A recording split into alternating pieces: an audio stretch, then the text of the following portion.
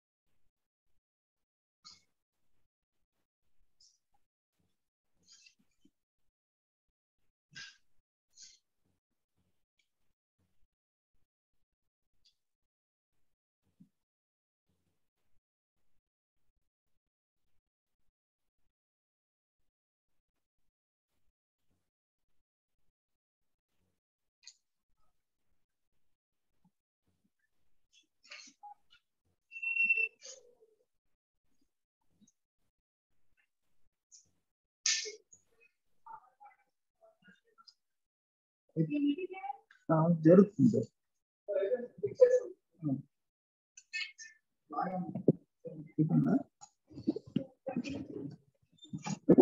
Yeah, sir,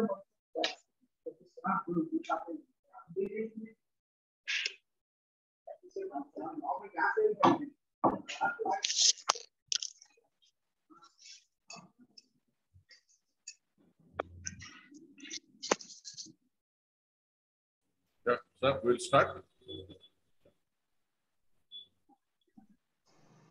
Telangana Jana వేదిక ప్రతి ఆదివారం నిర్వహించుకునే సదస్సులో భాగంగా ఇది 445వ సదస్సు.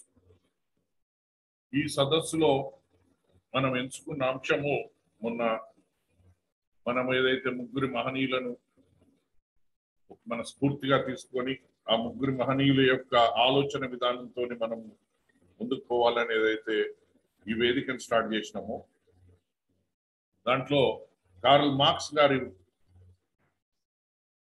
203వ బర్త్డే మొన్న పుట్టినరోజు ముందు జరగడం జరిగింది.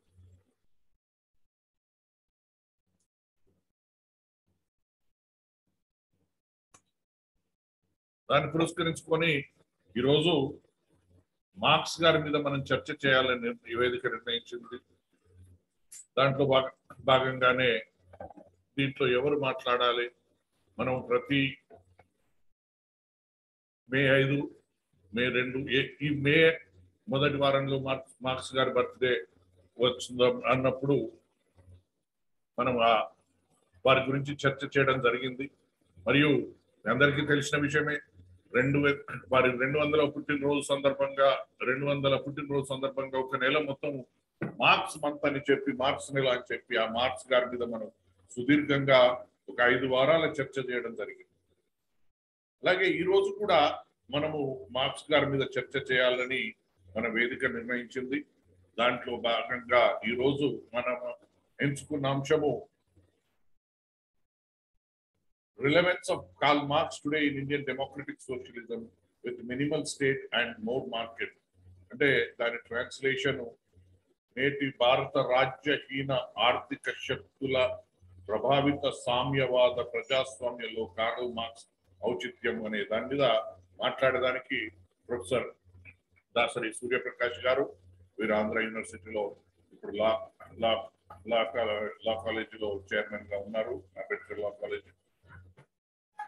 వారు మన ఆహ్వానాన్ని మన్నించి ఈ యొక్క అంశంపై మాట్లాడడానికి ఒప్పుకున్నందుకు వారికి ధన్యవాదాలు. వారిని మన వేదికకు పరిచయం చేసినందుకు హైదరాబాద్ చాప్టర్ కన్వీనర్ మనోజ్ రెడ్డి గారికి కూడా ధన్యవాదాలు తెలియజేస్తున్నాను. మరి మనం ఎందుకు మార్క్స్ గారి గురించి చర్చ చేసుకోవాలన్నప్పుడు, ఆ రోజు మార్క్స్ గారు ఎప్పుడైతే workers of the world unite, nothing to lose, only the chains of bondage, slavery you'll break them అని అన్నప్పుడు అటువంటి పరిస్థితే ఈరోజు ప్రపంచవ్యాప్తంగా మానవాళి కంప్లీట్ గా ఒక సంక్షోభంలో ఉన్న విషయం మన అందరికీ తెలుసు. మరి ఇంత సంక్షోభంలో మళ్ళీ మార్క్స్ మనం ఎందుకు పూర్తి చేసుకోవాలా?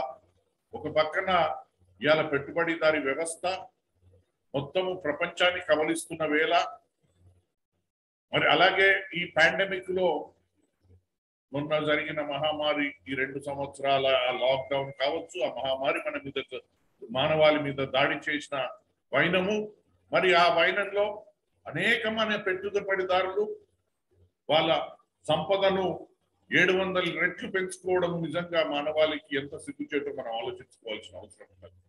మరి దీని మీద ఈరోజు ఈ అంశంపై మాట్లాడడానికి మనం రిక్వెస్ట్ చేయగానే వచ్చినందుకు సూర్యప్రకాష్ గారికి ధన్యవాదాలు తెలియజేస్తూ, నేను ఎక్కువ సేపు మాట్లాడాలనుకుండా మోడరేటర్ గారు డాక్టర్ అప్తోట శ్రీనివాసులు గారు మన ఇలా వక్తను పరిచయం చేస్తారు.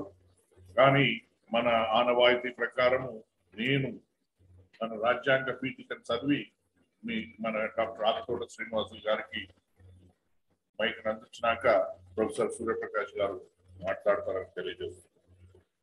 రాజ్యాంగ పీఠిక భారత ప్రజలమైన మేము భారతదేశాన్ని సర్వసత్తాక సామ్యవాద లౌకిక ప్రజాస్వామ్య గణతంత్ర రాజ్యంగా నిర్మించుకోవడానికి పౌరులందరికీ సాంఘిక, ఆర్థిక, రాజకీయ న్యాయాన్ని, ఆలోచన, భావ ప్రకటన, విశ్వాసము, ధర్మము, ఆరాధనల స్వతంత్రాన్ని, అంతస్తులోను అవకాశాల్లోనూ సమానత్వాన్ని చేకూర్చడానికి, వారి అందరిలో వ్యక్తిత్వ గౌరవాన్ని, జాతీయ సమైక్యతను సంరక్షిస్తూ సౌహార్దత్వాన్ని పెంపొందించడానికి మన ఈ రాజ్యాంగ పరిషత్తులో 1949 నవంబర్ 26వ తేదీన ఎంపిక చేసుకుని శాసనంగా రూపొందించుకున్న ఈ రాజ్యాంగాన్ని మాకు మేము సమర్పించుకుంటున్నాం.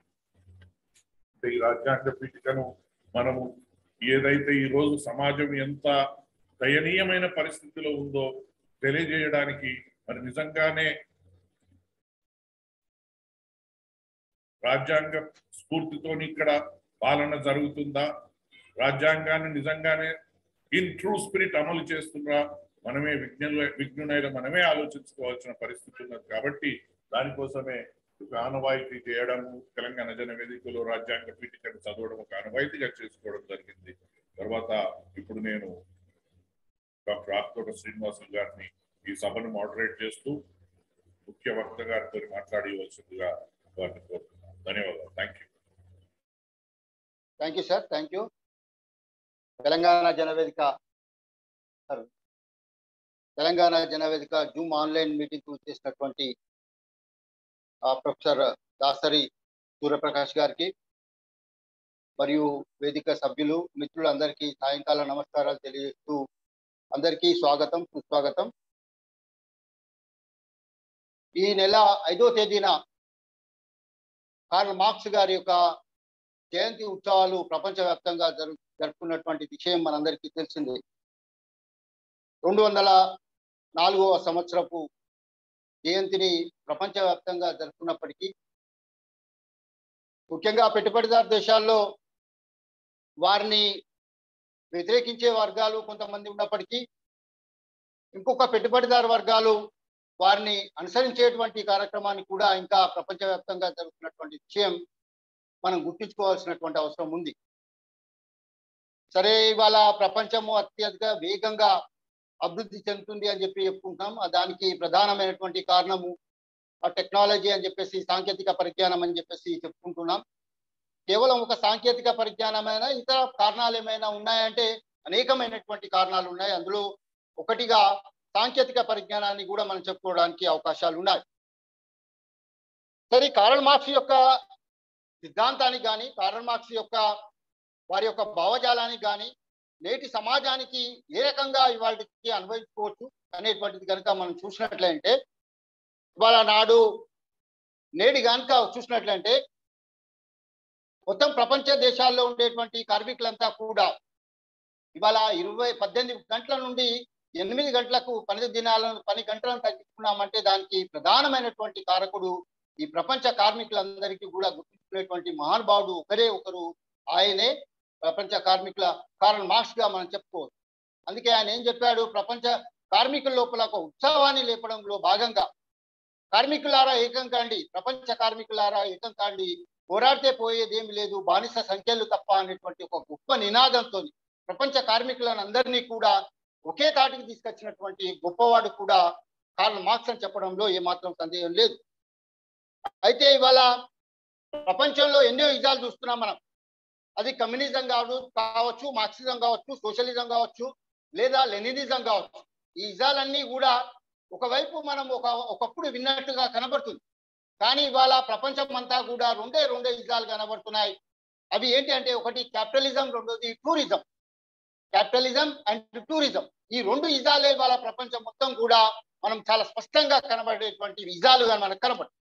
మరి ఎటుపోయాయి? మార్క్సిజం ఎటుపోయింది, కమ్యూనిజం ఎటుపోయింది, లెనినిజం ఎటుపోయింది, సోషలిజం ఎటుపోయింది అంటే, ఇవన్నీ పెట్టుబడి సమాజం ఎప్పుడైతే ఈ సాంకేతికత ఎప్పుడైతే పెద్ద ఎత్తున ఈ దేశాల లోపల వచ్చాదో అప్పటి నుండి ఈ యుద్ధాలన్నీ పక్కకు పోయేసి కేవలం వాళ్ళ క్యాపిటలిజం అండ్ టూరిజం మాత్రమే చాలా స్పష్టంగా ప్రపంచం లోపల కనబడుతుంది.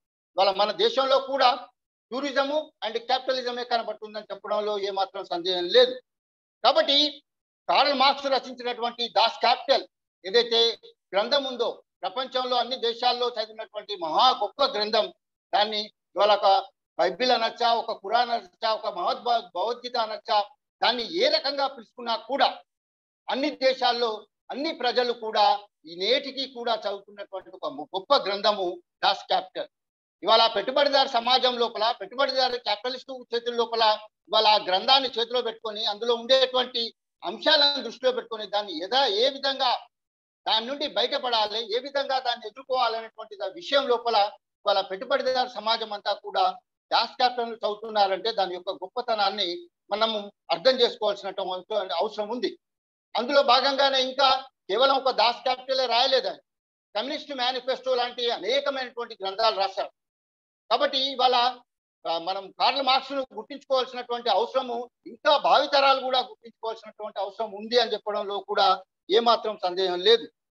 కాబట్టి ప్రపంచం మొత్తం కూడా ఇవాళ అందరూ కూడా నేను భారతీయుని, నేను ఇండియన్ సిటిజన్ అని చెప్తాను, అలాగే అమెరికన్ సిటిజన్ అని చెప్పుకుంటూ ఉంటారు.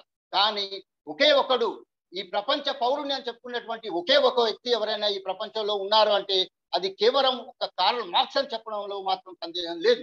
అందుకే ఆయనే వివిధ దేశాల్లో తిరుగుతాడు. 1819 సంవత్సరంలో జర్మనీలో పుట్టినప్పటికీ అనేక దేశాల్లో తిరగడం, అనేక దేశాల్లో అనేక రచనలు చేయడం, అక్కడ ఉండేటువంటి స్థానిక ప్రజల లోపల ఒక చైతన్యాన్ని తీసుకురావడం, ప్రజలు ప్రభుత్వానికి ప్రశ్నించేటువంటి గుణాన్ని ఆ ప్రజల లోపల చైతన్యాన్ని తీసుకురావడం వల్ల ప్రభుత్వానికి వ్యతిరేకంగా మాట్లాడుతున్నారు అనేటువంటి ఒక భ్రమతోని ఆయా దేశాల నుండి ఆయనను బహిష్కరించినటువంటి అనేక దేశాలు ఉన్నాయి. అందుకే ఆయనే మార్క్స్ కేవలం నేను జర్మనీ దేశస్తుని కాదు, ప్రపంచ పౌరుణ్ణి అనేటువంటి ఒక గొప్ప నినాదం కూడా తీసుకొచ్చినటువంటి గొప్ప పౌరుడు. ఈనాటికి కూడా ప్రపంచంలో ఒకే ఒకరు ఎవరైనా ఉన్నారు అంటే కేవలం అది కార్ల్ మార్క్స్ అని చెప్పడంలో మాత్రం ఏమాత్రం సందేహం లేదు. కాబట్టి ఇవాళ క్యాపిటలిజం అనేటువంటిది ఏ స్థాయికి పోయింది అంటే, ఇవాళ అన్ని ఇజాలను పక్కన పెట్టేసి క్యాపిటలిజం అండ్ టూరిజమే మనకు కనబడడానికి ప్రధానమైనటువంటి కారణము ఇవాళ దేశాల లోపల, ప్రపంచం లోపల ఈ పెట్టుబడిదారు వర్గాల యొక్క ప్రాధాన్యత అనేటువంటిది, వాళ్ళ యొక్క దోపిడీ అనేటువంటిది పెరిగిపోతుంది. ముఖ్యంగా ప్రధానంగా నాటి కాలం లోపల శ్రామికుల యొక్క శ్రమశక్తిని 90% మేరకు దోసుకున్నటువంటిది వాళ్ళు ఆనాటి భూస్వామ్య వ్యవస్థ కావచ్చు, ఆనాటి ఉన్నటువంటి పెట్టుబడిదారు సమాజమే కావచ్చు అనేటువంటిది కూడా చాలా స్పష్టంగా చెప్పారు. అంటే మీరు అనుకోవచ్చు 150 సంవత్సరాల కింద చెప్పినటువంటి ఆ చరిత్ర మరి ఈనాటికి ఎలా అమలవుతుంది అంటే, ఎస్, ఆనాడే ఆయన చెప్పాడు కార్మికుల శ్రమశక్తి లేదే ఏ యొక్క పెట్టుబడిదారు వ్యక్తి అనేటువంటి వారు ఈనాటి లేరు, వాళ్ళ యొక్క శ్రమ శక్తిని దోపిడీ చేసుకుని ఇవాళ పెట్టుబడిదారు వర్గాలుగా మారినాయని చెప్పడంలో కూడా ఏమాత్రం సందిగ్ధం లేదు అనేటువంటిది కూడా చాలా స్పష్టం. ఇంకో విధంగా ఇంకో రకంగా చెప్పాలంటే కార్ల్ మార్క్స్ అంటేనే బ్యూరోక్రసీ గురించి, అంటే ఉద్యోగి సామ్య వ్యవస్థ అనేటువంటిది రాజ్యం యొక్క ప్రయోజనాలను కాపాడుతుంది, అంటే స్టేట్ యొక్క ప్రయోజనాలను కాపాడితే ఉద్యోగి సామ్యం అనేటువంటిది చాలా స్పష్టంగా చెప్పినటువంటి గొప్ప మహానుభావుడు కూడా Karl Marx.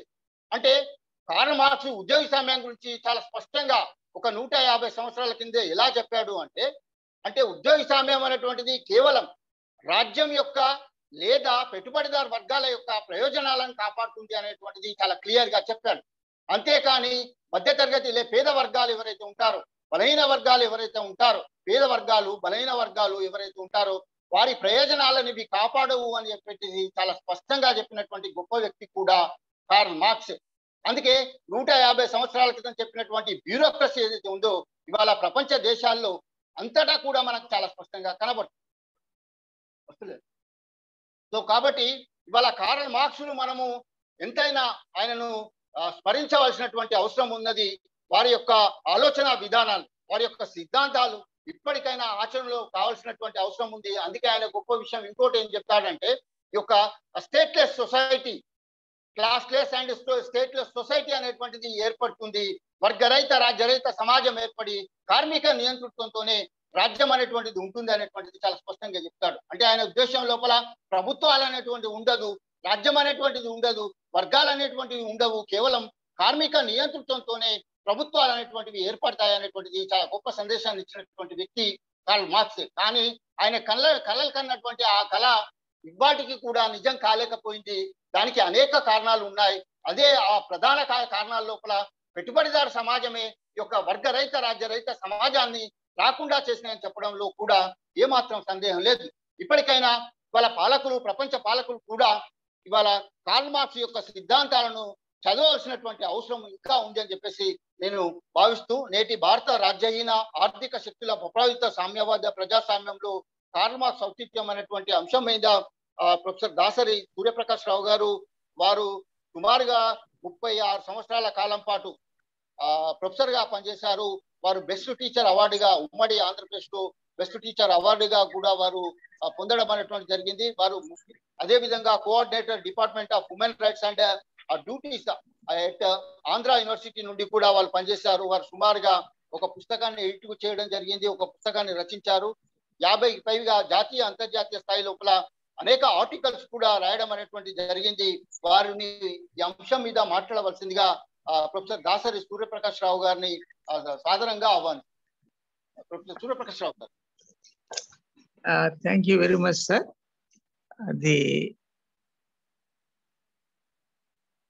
The President and Secretary of Telangana Jana Vedika and the members and invitees and participants, I deem it a privilege to associate with this today's evening interaction, or rather we say. So as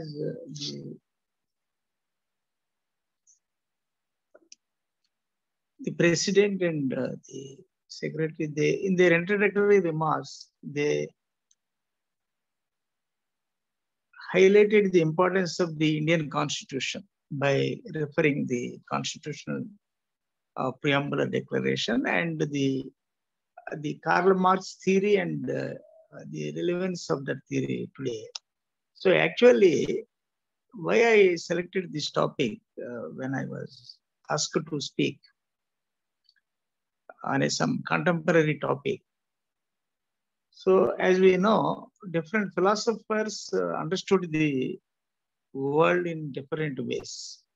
Ultimately, the entire philosophy was divided into two aspects: the idealistic promotion philosophy and the materialistic promotion philosophy. So right from Thales and Stoics and Socrates, Plato, Aristotle, and in our Indian context also, the ancient Hindu philosophers, Greek philosophers, Roman philosophers, they try to understand the nature of human being and the value of human being. So each and every philosopher try to understand the human life and the materialistic thinking and the physical life and metaphysical thinking, metaphysical life, and all these aspects are there. So before Karl Marx, so the world was concentrating on the individualistic oriented philosophy. So the philosophers tried to understand the human being, the role of a person in the society and the relationship of the person with the society and the necessity of creating the political state. We all know the social contract theories, Hobbes, Locke, Rousseau, and Voltaire. Before Karl Marx, the world history already experienced the human suffering. And might be it is 6th century BC, the greatest century in the human history, where Thales was born in Greece, Confucius was born in China, and Buddha and Mahavira were born in India. So that's why 6th century was considered as the most pragmatic and understandable society, where the human race was directed in the direction of some moral and ethical bent of life.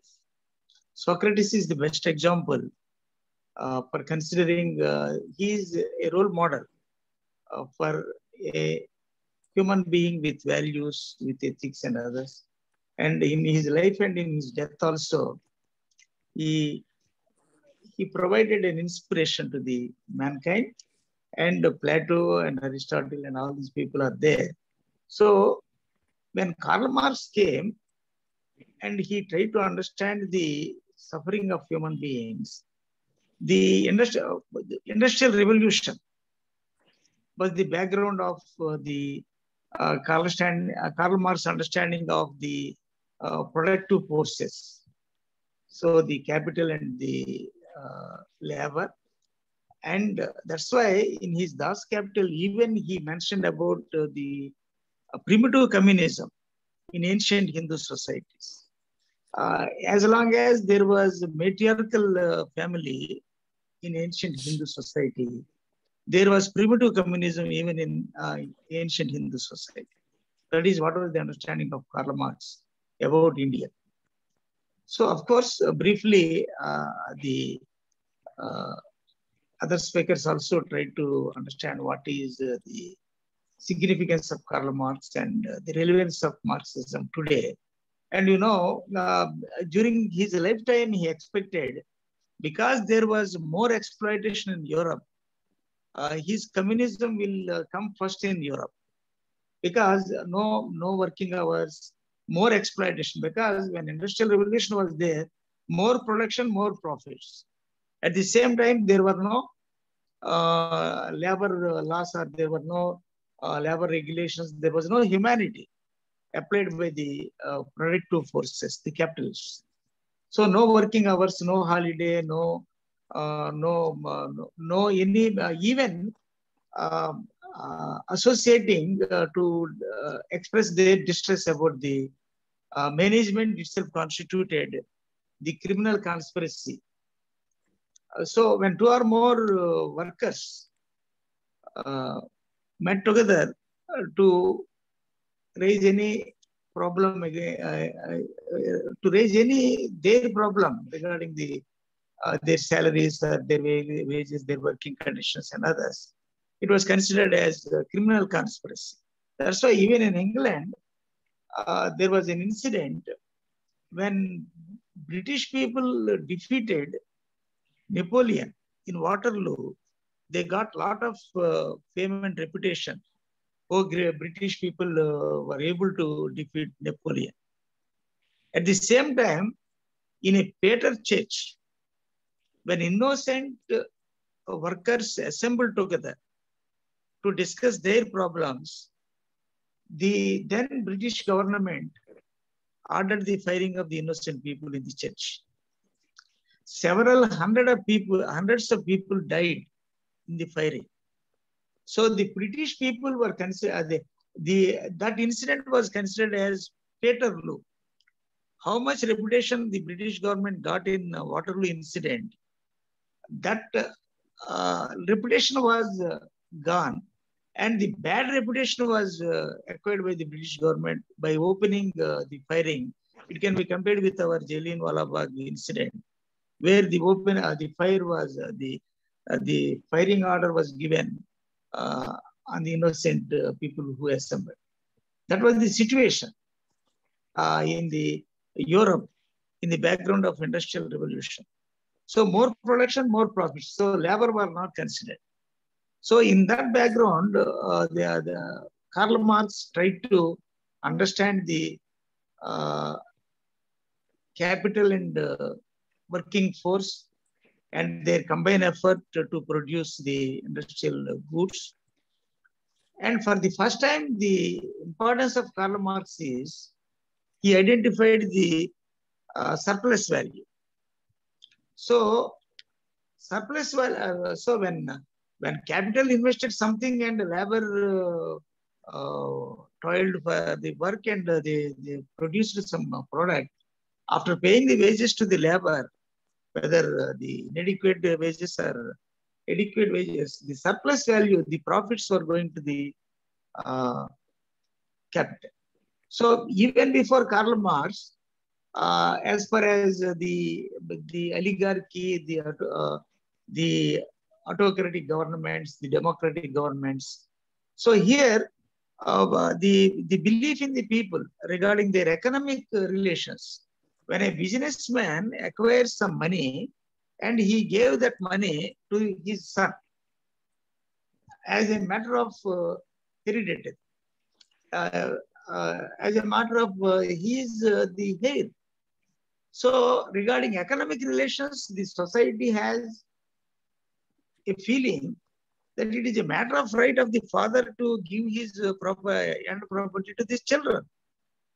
But at the same time, the king should not derogate his powers to the what we say, the hereditary continuance of the kingship was not acceptable to the society. Till today, within the family, so regarding political relations, people discourage this particular hereditary concept. Whereas regarding economic relationship is concerned, till the modern human societies also, we have the concept of, the people support the concept of hereditaryship 100%. So, of course, some thoughts were there regarding the agricultural lands were concerned. So, the land can be allowed to a farmer to the extent of his capacity to real tilling of that particular land. So you cannot give a farmer 100 acres where he was able to cultivate only 10 to 20 acres. That limitation was acceptable as far as agricultural land holding is concerned. But as far as economic, other economic activities, say for example, the industrial hereditaryship or whatever it may be, there are no such restrictions.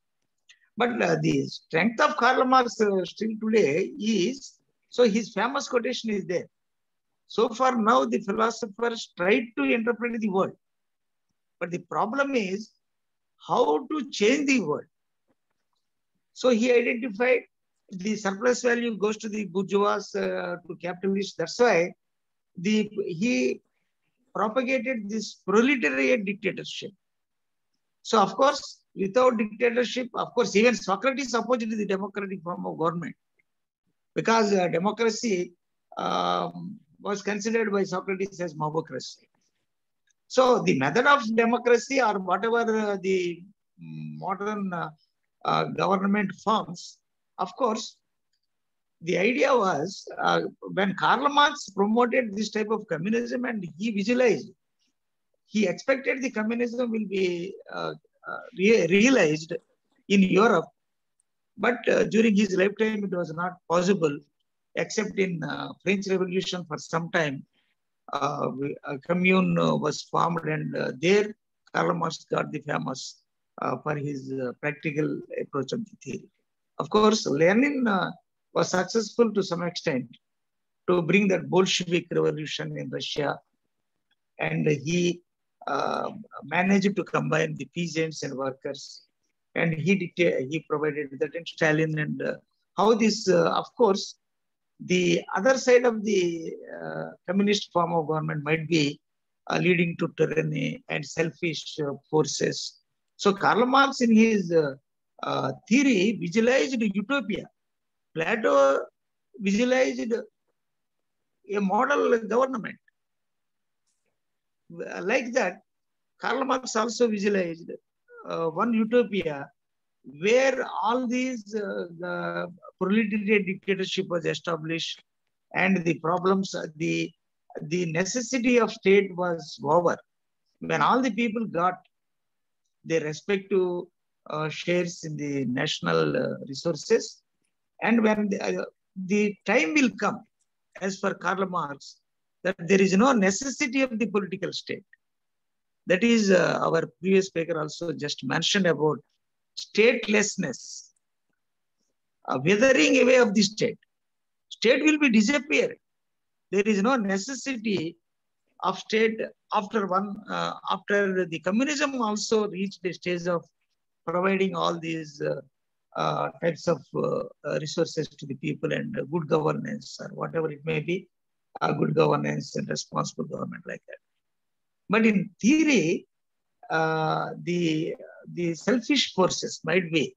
Stalin was identified as one of the strongest dictator for establishing and strengthening his own government.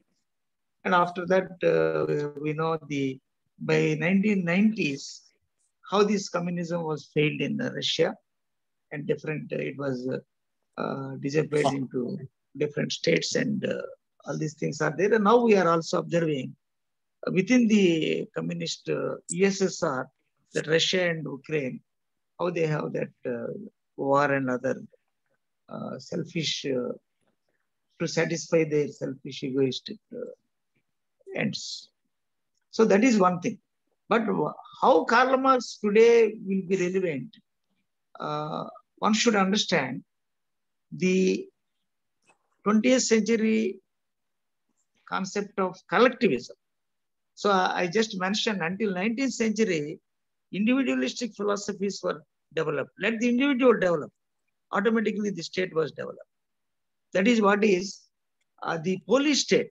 When so under social contract theory, the political state was established to discharge two major functions: to maintain law and order and to protect its citizens from external aggression and internal disturbances. For these two functions, the state was formed. Of course,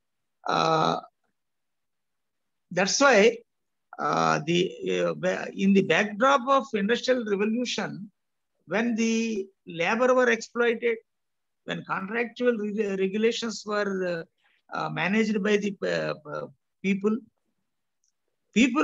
asked the government not to interfere in their personal affairs, including commercial affairs. Laissez-faire era. 19th century was considered as laissez-faire era. Leave us alone. The people are saying to the state, you are created, your obligation is, your duty is to protect the citizens and maintaining law and order, protect the citizens from external aggression and internal disturbances. Regarding our commercial matters, regarding our contractual relations, state has no relationship. So that was the initiation of the labor management relations. So that's why Karl Marx, and after Karl Marx, the socialists and all these people try to understand, let the society develop. Automatically, the individual in the society will develop. So in the place of individualism, collectivism was developed. So now in 20th century, almost all the political states are welfare states, collective states. Collectively, we can achieve the development so that the individual in the society will get the benefit. Of course, when we are trying to understand the relevance of Karl Marx today, what are the other strongest theories? What is going on at present in the world, in almost all the countries?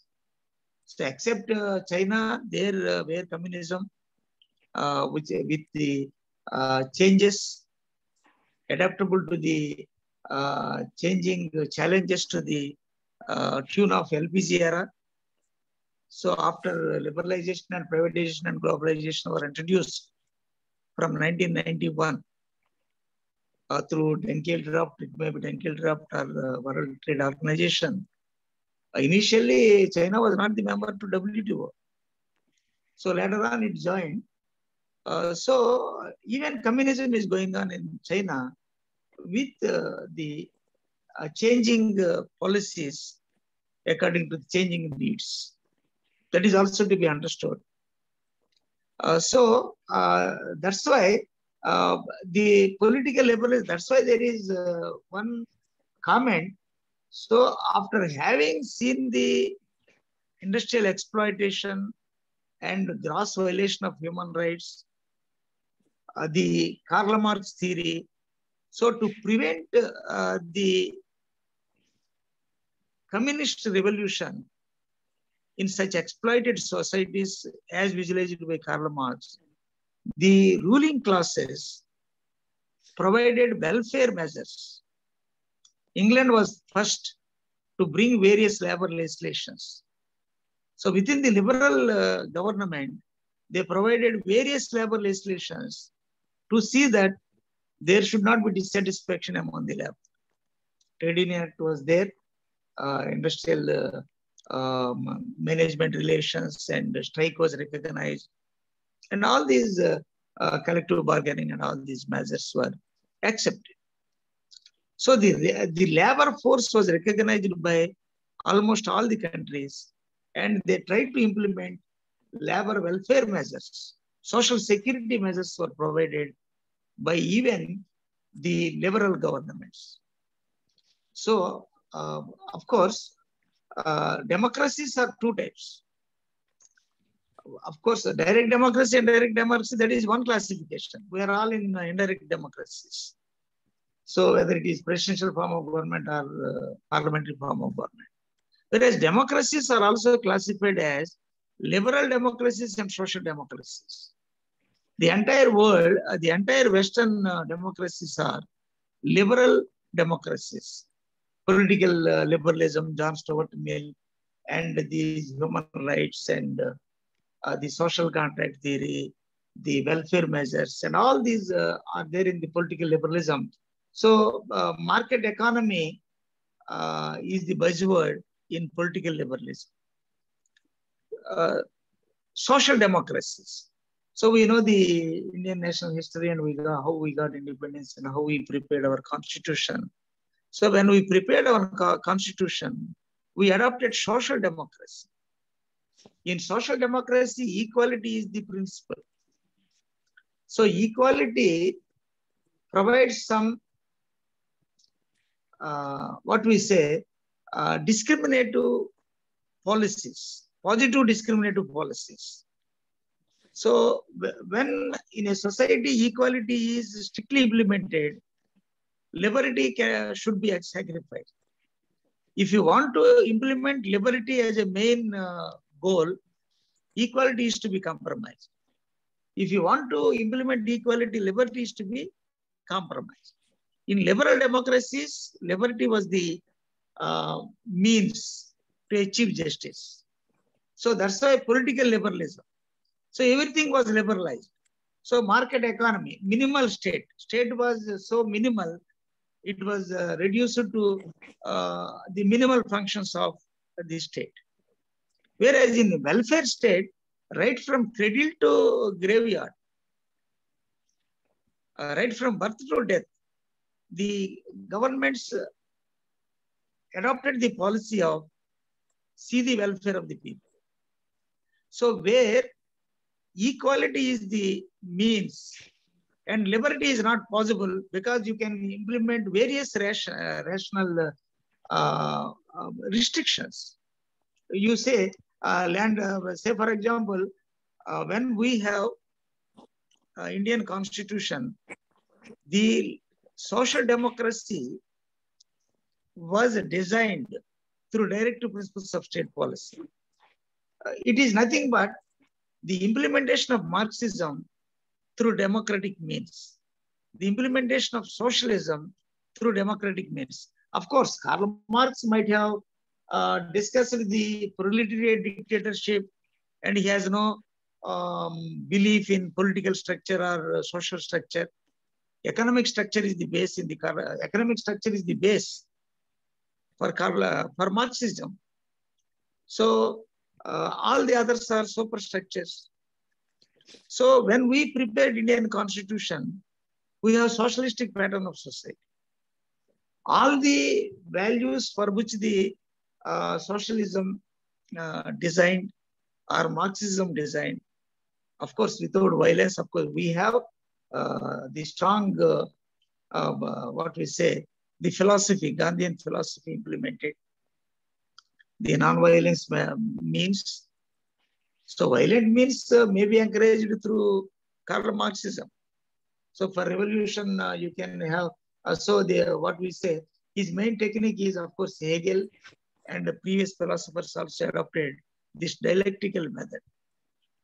So Hegel, on Hegel philosophy, Karl Marx got the doctorate. Karl Marx, during his youth days, was called as young Hegelian. So Hegel was the philosopher who started this dialectical method. Of course, for him, the idea, the what we say, the idealistic philosophy. In the place of idea, Karl Marx introduced the materialism. So Karl Marx studied history through historical dialecticalism. Karl Marx studied this economic relations through material dialecticalism. So dialectical method says that for every theory, there is an anti-theory. These two are struggled each other for a time. So Karl Marx studied for every, there are different groups. Class struggle was there. For every group, there is opponent group. So there was some contradictions, some struggle for a considerable period. After the struggle, some compromise will be there. Synthesis will be reached. So historical dialecticalism says that for every theory, there is, for every thesis, there is antithesis, which reached synthesis. The moment synthesis was formed, again antithesis. Thesis, antithesis, synthesis in perpetuity. History was studied by Karl Marx like that. Yedukuru Balaramurthy wrote a book in Telugu, Andhrula Charitra, with Marxist approach.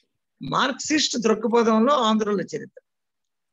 So there he discussed how the historical dialecticalism was there, how the matter was developed, and what were the reasons for all these economic relations among the people. So the material dialecticalism, these are the two methods adopted by Karl Marx to understand the history and the economic relations among the people. So, of course, to avoid communism, to avoid this type of extremist methods, of course, we adopted democracy. And but initially under Indian Constitution, we have socialistic pattern of society, your directive principles. But as we know, we have mixed economy. So when we, of course, Jawaharlal Nehru government and Indira Gandhi government, then for some time, Morarji Desai government, then Rajiv Gandhi government, then VP Singh, Chandrasekhar, Devagowda, before PV Narasimha Rao, right from 1980 to 91. So 1950 to 1960, the economy. So industrial revolution, agrarian revolution, green revolution, all these are there. By 1980, the nationalization policy Of course, the moment Nehru government came and the abolition of Jamindari land system, Mahalwari system and Raitwari system, which was introduced already during British period, continued. So when Jamindari system was abolished, of course, court also objected. Then again, 9th schedule was created. All these are there to dilute the concept of property, private property. So how much private property you recognize, depending upon the private property in a particular country, you can understand the economic relations among the people.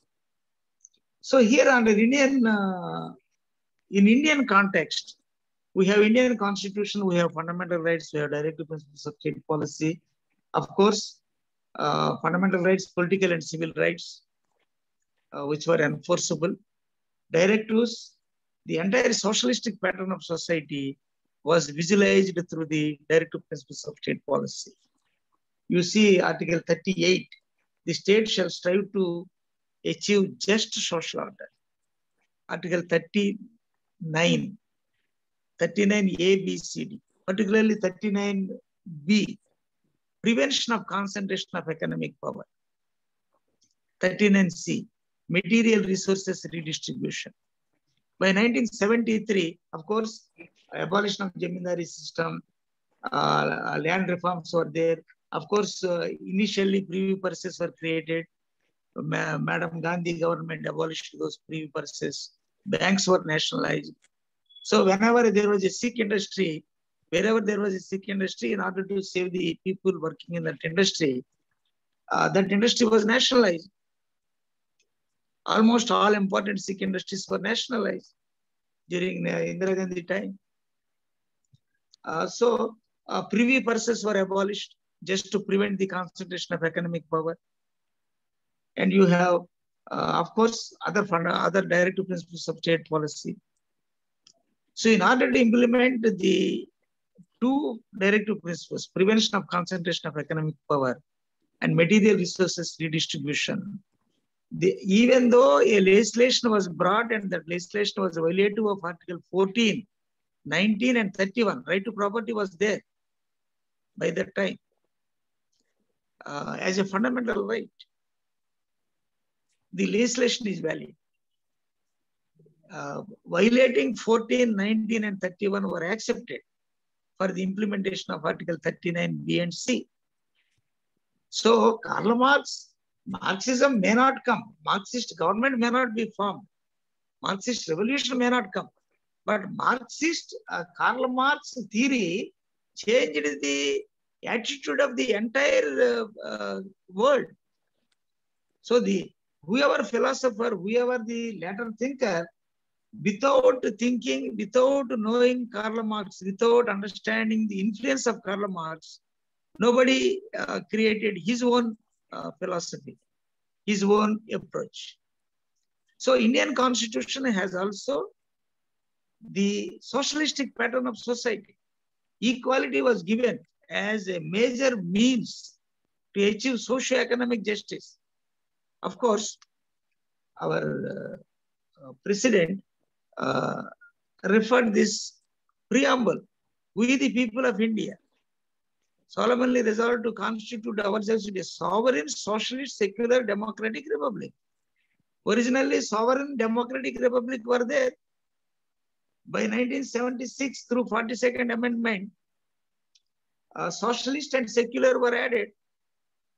So, adding socialist itself is the influence of Marxian approach about economic relations. So, prior to 1976, also the socialistic pattern of society visualized in directive principles of state policy can be understood that the influence of Marxism is there on the Indian constitution. Of course, we may adopt democratic methods, but if you do not follow, that's why even Ambedkar said, why you did not make directive principles as enforceable? So if the elected government is not responsible to implement the directive principles, the people will change the government in the next elections. That is his reply. So here, that's why everything goes well. In the first phase of introducing a Nehru government, Indira Gandhi government, everything was nationalized. And the land ceiling was introduced. And various socio-economic reforms were brought. And public sector was encouraged. Everything was there. But by the time of 1986, 87, and 89, the parliamentary democracy came to the stage of failure. Even Vajpayee government thought of changing parliamentary democracy into presidential form of government. And his government constituted a constitutional review committee under the chairmanship of Justice Venkatachalaya. Justice M.N. Venkatachalaya. But M.N. Venkatachalaya accepted the chairmanship of Constitutional Review Committee on two grounds. The committee should not be asked to change the parliamentary democracy. The committee should not be asked to change the basic structure of the constitution. So subject to those two essential ingredients of the working of Indian constitution in India, some reforms were made. So if parliamentary democracy failed, alternative within the democracy, presidential form of government was thought of. So by the end of 89, 90, 91, no stable government was there. Whether dog wages the tail or tail wages the dog. Chandrasekhar and all these. And when Chandrasekhar was the prime minister, there was a balance of payments crisis. The London Bank asked the Indian government to hypothecate gold. From Indian Reserve Bank, gold was airlifted to London to get the loan and to meet the balance of payments issue regarding foreign exchange. After that, P.V. Narasimha came. Manmohan Singh and all these people who were also actively involved in the planning during Nehru and Madam Gandhi and Rajiv Gandhi time, they willy-nilly accepted to change the Indian economic policy. New economic policy was introduced in 1991. Of course, LPG era and the international economic relations were changed. The wonder is, without changing a single word of Indian constitution, the entire Indian economic policy was changed, a somersault from socialistic pattern of society to market economy. So it was further deteriorated. Of course, even P.V. Narasimha once declared, I thought of liberalizing and inviting foreign investment. Some investment comes in some industries, but new TVs, new cars and all these things are coming. So of course, 1995 WTO was formed. When WTO was formed, there was a comment. Robert Clive was coming in a new form to India. So previously, political sovereignty was controlled through multinational corporations by the developed countries. Now, why should we bother about political sovereignty? If we control economic sovereignty of a nation, we can control that particular affairs of the nation. So by 1995, Dunkel draft was accepted and World Trade Organization was created. Of course, in the place of General Agreement on Trade and Tariff. So the first 10 years structural reforms, first generation reforms, 1995 to 2005. 2006 to 2015, second generation reforms. Now we are in 2022. In the place of the socialistic pattern of society, the Indian government without changing a single word of the Indian Constitution, moved to market economy. So once the state which was so strong, which is the biggest trader, biggest employer, biggest, of course, litigant. From that stage, the role of state was diminished. Now we are in the place of diminishing state. State is liberalizing. State is skipping away. It is avoiding all these welfareistic measures. So, marketing. In this background, we have to understand what is the relevance of Karl Marx today, in India particularly. As you know, in the Indian context, why Ambedkar was having his own philosophy during the national movement and during labor relations. So more particularly, Karl Marx is relevant to understand the economic relations, particularly the economy of the country. So the labor most of the labor legislations, Ambedkar played a role in introducing in Constituent Assembly and the first Parliament as Law Minister. And Gandhian philosophy is there. So of course, Karl Marx might not be relevant in some aspects regarding this dictatorial form of proletariat dictatorship, may not be possible. Gandhism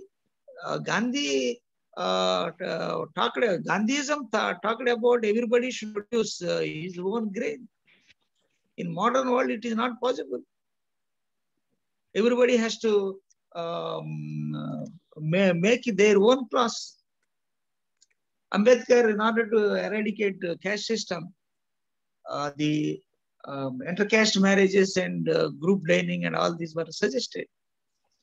So, of course, weathering away of the Constitution of India also promotes a casteless, classless, egalitarian society. But the caste is being further crystallized.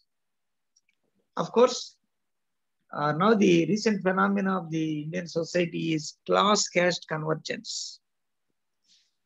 So the democracy, even though it is the worst form of government, is considered as the best form of government because the human societies moved from rule of man to rule of law.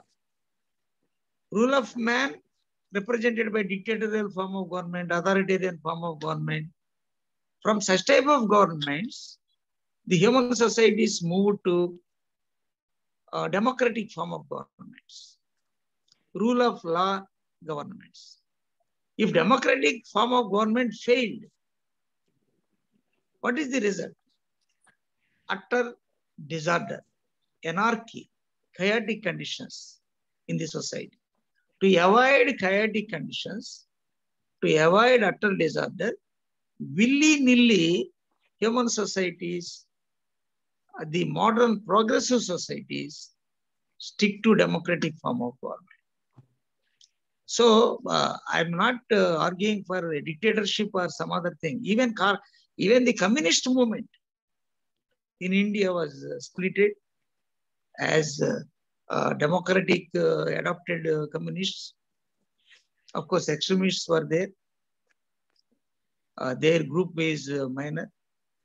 I wondered when I was in New York, in Columbia University, one American professor who used to come to Chhattisgarh and Andhra Pradesh and Telangana and visited Naxalite areas, she made a sweeping remark in the seminar. All the Naxalites were supported by the poor people in the country, in India, and only some rich people represented the Indian democracy. And even Naxalites were supporting the multinational corporations like Vedanta, their welfare measures to the tribal people. This was the statement made by that American professor in that seminar in Columbia University. Then I stood up and I raised a highly objection. I came from the mainstream of Indian democracy. 99% people in India are democratic system continued people. 1% may be there in extreme these things. So that's why the observation. So that's why regarding language also, we have different people have different languages. The family has language. The college has language. The society has language. The state has language. The region has language. Of course, we know in the recent past how language and linguistic differences played an important role in political movements. So in one occasion, I read somewhere, when the revenue officials went into tribal area and acquired tribal land. One tribal man approached this revenue official for compensation. Sir, the land was belonging to me. You show me the documents to prove that the land belongs to you. That is the state language. Everybody can say. When you are arguing that it is the land, that land is mine, you have to show your documents, registered documents or whatever evidence you can have. The tribal man says, I have no any document, it is an ancestral property. If at all, if you ask me to prove the evidence that land belongs to me, you go to the boundaries of my land. You can identify, you can find the skulls and bones of my ancestors, because we have a tradition, customary practice in our family. Whoever died in family, he will be buried in the boundary of my land.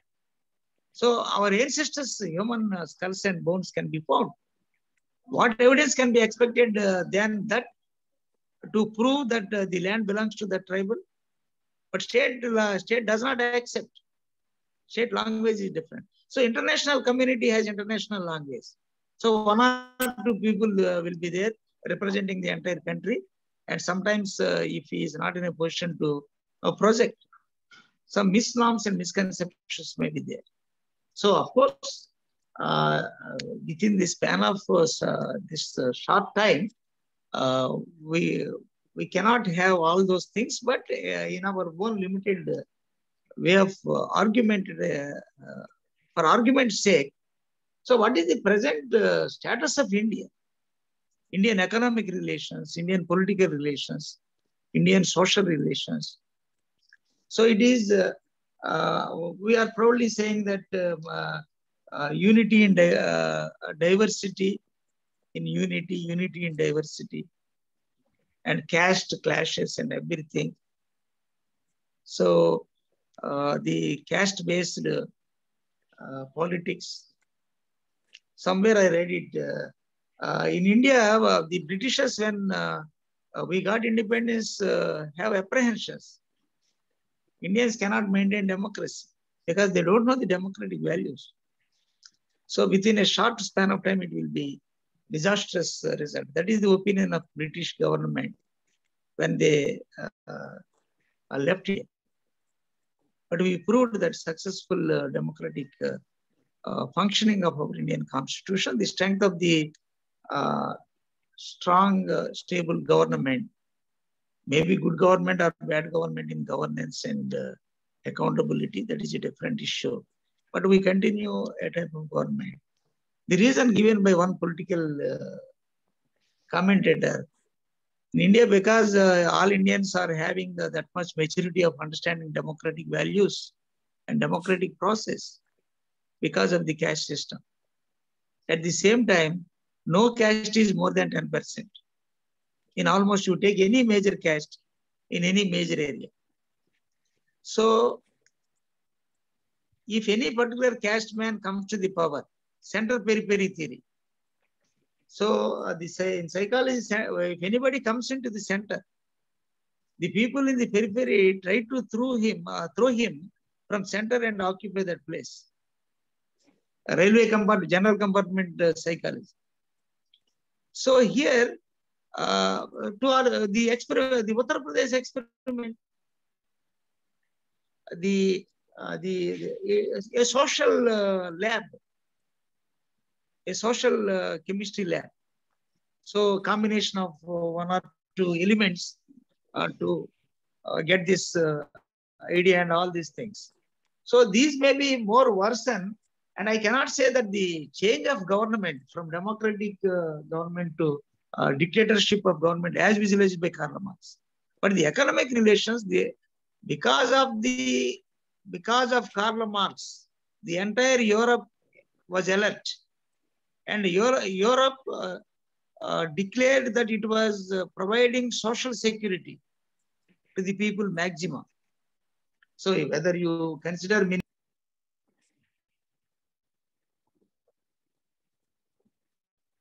Sir, you have muted your.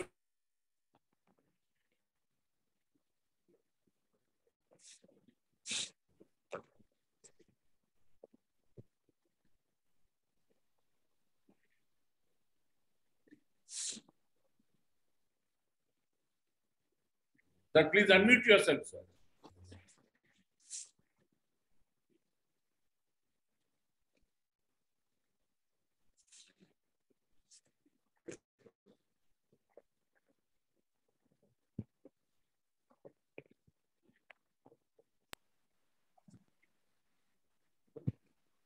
Yes, sir. You can continue. yeah, sir. Thank you, sir. Thank you.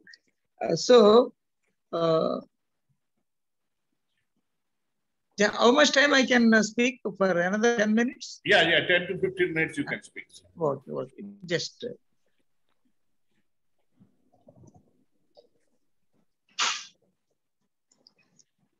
So my point here is that unless we are having pragmatism, we cannot appreciate a particular philosophy, their strength and their weakness, the strength of the philosophy, the strength of the weakness.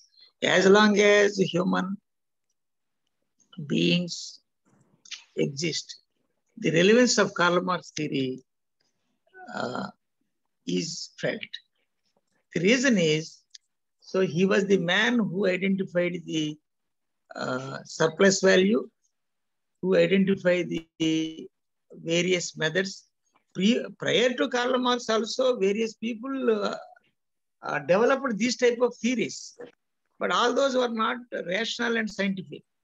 The strength of Karl Marx theory is he provided a scientific Marxist approach, a scientific understanding of his theory. So when we come to this particular, the impact of liberalization on Indian economy and others. So initially, Supreme Court and other courts also were confused. So they allowed the government policies, they allowed whatever policy the government took in Bolko case, in the initial LIC case. But slowly, the Supreme Court also understood that it was the primary duty of the Supreme Court to protect the fundamental rights. The Supreme Court is accountable to the Constitution of India, not to the government or other agencies. So slowly, when after 2000 only, slowly one by one, the Supreme Court judges understood that whatever policy the government adopt, the government should not deviate from the constitutional mandate. The government should not deviate from the protection of the fundamental rights. So for the protection of fundamental rights, Supreme Court interfered in some of the economic policies which were introduced by the then governments. Particularly first time, Justice Rajendra Babu was the person who objected the government policies. And when the court was in confusion, still I remember in one seminar, T.K. Viswanathan, he was a law professor, then law secretary, then Secretary General to Lok Sabha and Rajya Sabha. He made a sweeping remark: our judges did not know economics. That was the sad state of affairs in those days. But slowly, judges also understood. Because the government changes the policy, it is not a power conferred on the government to dilute the concept of constitutional mandate. So that's why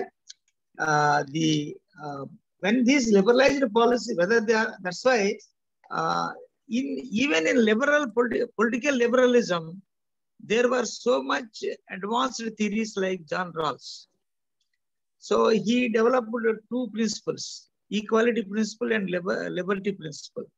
So in social democracy, through equality, one can achieve justice.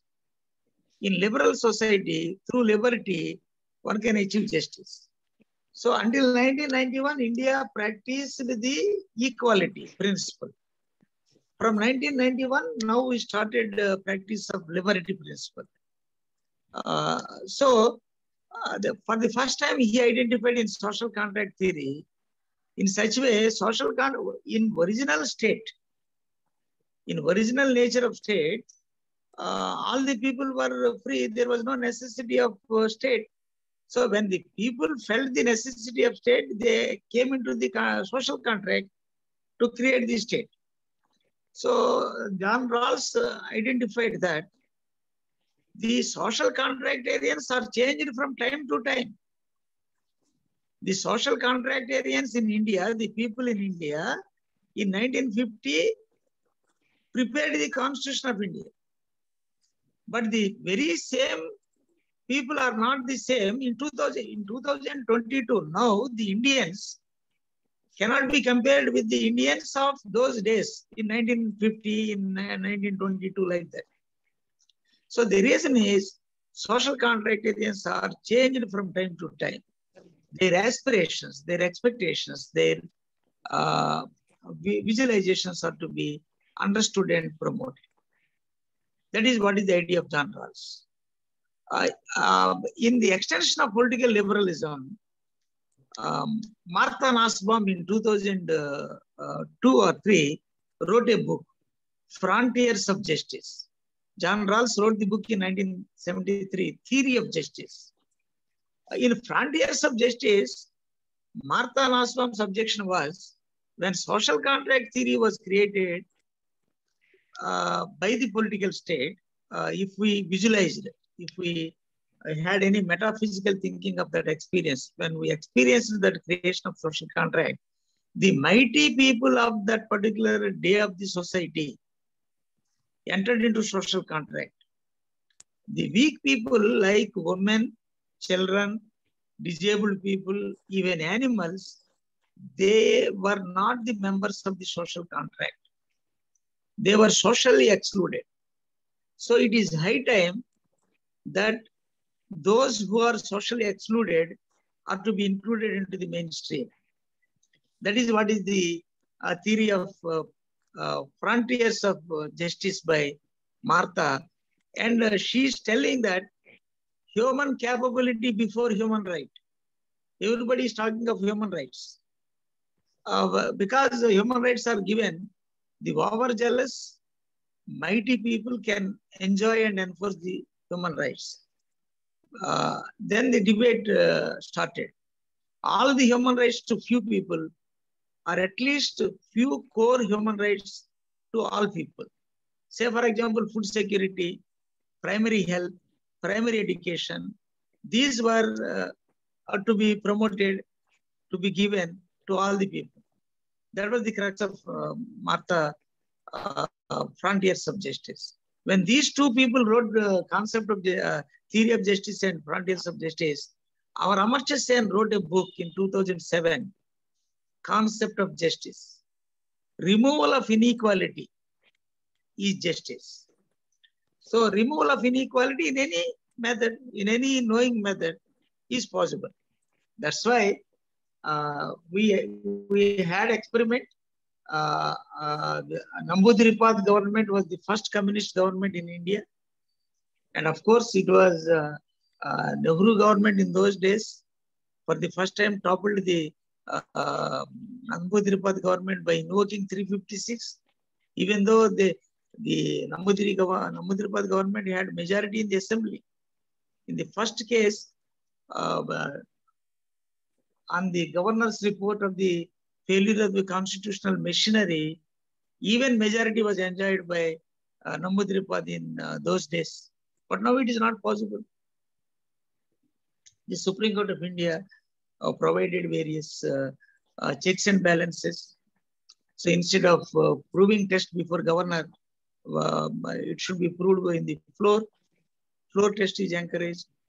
So even the Marxism was applied by the courts.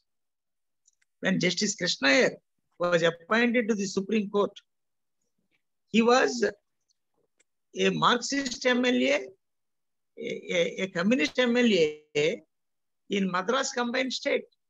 He was elected as an MLA from Travancore. After the Madras state was divided on a linguistic basis, Cochin Travancore goes to Kerala. Again, he was elected as MLA, and he was law minister in Namudiripad government in 1958 and 59.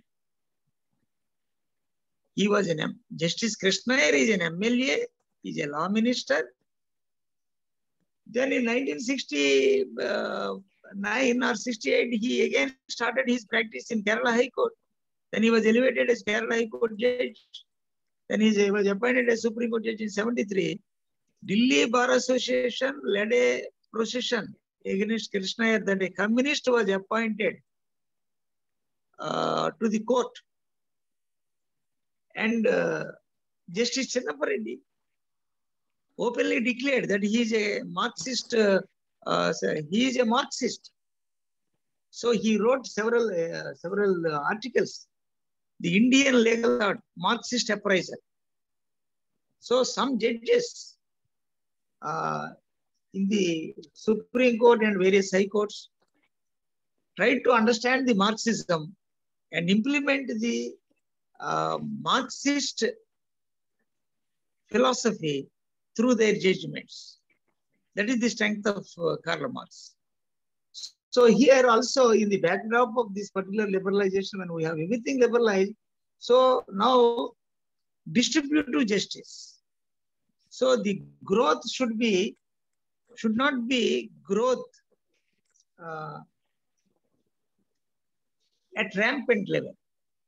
Inclusive growth is the real tribute to the Karl Marx. So I hope whatever type of government it is there, whether it's democratic government or labor market economy oriented government or socialistic pattern of government visualized. So when there is an inclusive growth, when each and every person is considered, the happy note is that from 2013 to 2019, there was a substantial reduction in the Indian poverty rate. Whatever policy, whatever government it may be, so if you are fair, that's why even I had the inspiration of understanding and reading in 1982 when Nandu Ramahan wrote Viswadarshanam, where he introduced several philosophers. So he introduced Karl Marx in such a way. I will conclude. Marks ప్రధానంగా మానవతావాది, ఆదర్శవాది. ఎంత రియలిస్టో మెటీరియలిస్టో అంత రొమాంటిస్ట్. తన కాలంలో Germany, France, England మొదలైన European దేశాలలో పేద ప్రజల దారుణ దుర్భర జీవన పరిస్థితులను చూసి ఆయన చెల్లించిపోయాడు. సమాజంలోని అసమానత్వాన్ని, అన్యాయాలను, అక్రమాలను చూసి మహాకవి Wordsworth గీతంలో have I not reason to lament what man has made of man?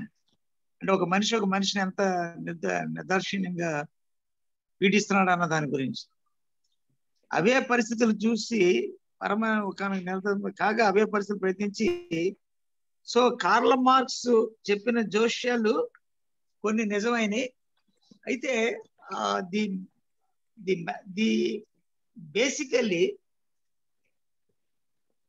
Karl Marx theory is relevant not only today, forever, to the mankind. That is my strongest opinion. Thank you very much for giving me this opportunity to share some of my views on Karl Marx. Thank you, sir. Thank you, sir. Thank you so much, sir. Thank you, sir. Thank you. Telangana Jana Vedika లోకి వచ్చేసి కీలకోపన్యాసం ఇచ్చినటువంటి professor Dasari Suryaprakash రావు గారు సుమారుగా 1:05 నిమిషాల సమయం పాటు Karl Marx నేటి ఔచిత్యం, నేటి ప్రజాస్వామ్యంలో కార్ల్ మార్క్స్ ఔచిత్యం గురించి చాలా సుదీర్ఘమైనటువంటి ఉపన్యాసం చేశారు. ప్రధానంగా కార్ల్ మార్క్స్ కంటే ముందు ప్రపంచం లోపల అనేక మంది తత్వవేత్తలు ప్రధానంగా వ్యక్తిగతవాదం గురించే మాట్లాడమైనటువంటి జరిగింది. కానీ అదే విధంగా ఈ ప్రపంచం లోపల కమ్యూనిజం ముందుగా యూరోప్ దేశాల్లో రావడం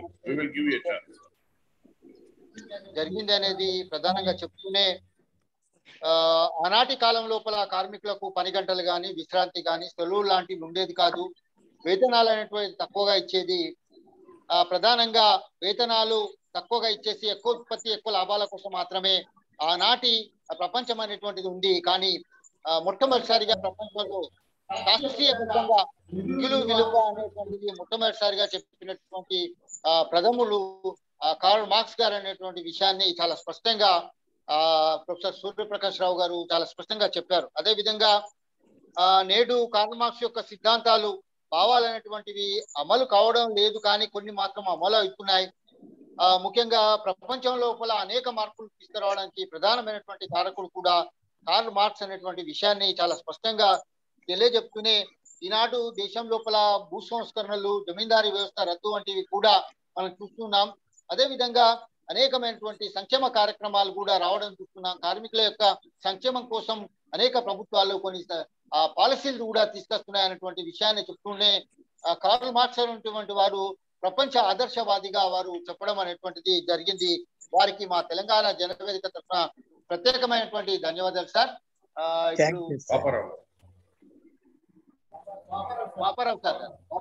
Paparao sir is Dr. P. Paparao is an economist and also a hardcore Marxist. I request him to speak. Sir, please continue. Dr. Paparao. He raised his hand, so therefore I would like him to speak first. Sir, Ramarao Garu and friends, are you? Could you listen to me? Yeah, you are audible, sir. You are audible. Acha, thank you. Because I have my own problem with time now. There is a small TV. It is not a debate. One-on-one. I have to attend at 7:15 or so. I will confine myself for a few comments on this. The topic basically I take is the relevance of Marxism for today, India or whatever it might be. And whatever I want to say is that Marxism is more relevant today than any time else in the past. It is more relevant today. And Marx may have expected the revolution to come in his lifetime, but the conditions he forecasted took time to mature. And Sari is talking about our guest today. He's talking about the laissez-faire thing, and the laissez-faire thing is not a affair of the past. It is repeating itself every now and then. Laissez-faire is not only confined to 19th century. I want to make a clear picture of that. It is not confined to 19th century. Laissez-faire is where there is no intervention of the government in the markets, where the markets could do whatever they want. Government should have only two responsibilities like law and order and the defense.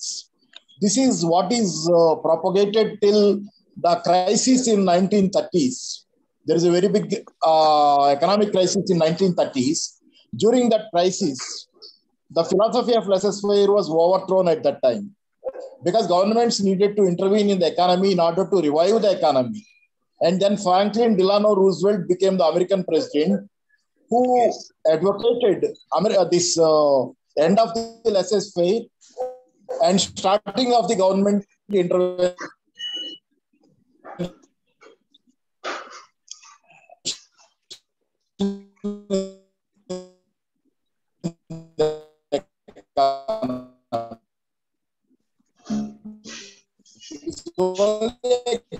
Government intervention in the economy, but intervention in not a nationalization. So that welfare state began in 1930s and laissez-faire ended there. Until 1970, 1979, this private economy, this welfare economy continued. Welfare economics and welfare economy continued. 1979, there is again a revival of the LPG policies are nothing but a revival of the laissez-faire policies, wherein the government should not interfere in the economy. That is a revival of the laissez-faire policies. The LPG policies that began in the West in 1980s, they revived the laissez-faire again, wherein government should not interfere in the economy at all. That is the philosophy that was revived. So 1979, why they did this? Why did they put aside the welfare state? Is just because in 1979, there was a drop in the profits of the capitalist class in America and all the rich countries. When their profits came down, they wanted the profits to be revived. How could the profits be revived? There are many means, not just, there is only one means, because on raw material, you have to pay the same amount. You cannot save anything there. And on the other things, you cannot save anything else anywhere else. Only one thing you can save money on is the labor. So that is why they began their attack. Capitalist class began their attack in 1979 when their profits came down. Their attack began on the labor again. So the welfare state began to be dismantled. Trade unions were attacked, trade union rights were taken away. And followed by this, there is outsourcing that went on. During 1970s, the outsourcing began to China and other countries. Along with this, there is an attack on labor. There is a, what you call, all the labor rights were taken away and outsourcing contract jobs and all began there. That way, they wanted to save on the labor wages, and whatever savings they got in the form of profits. So that is what has happened in 1979, the revival of the laissez-faire economy. This revived laissez-faire economy continued and is continuing even today. When you come to India, it began in 1990s. 1990s, India began these LPG policies, and these laissez-faire policies began to be implemented then.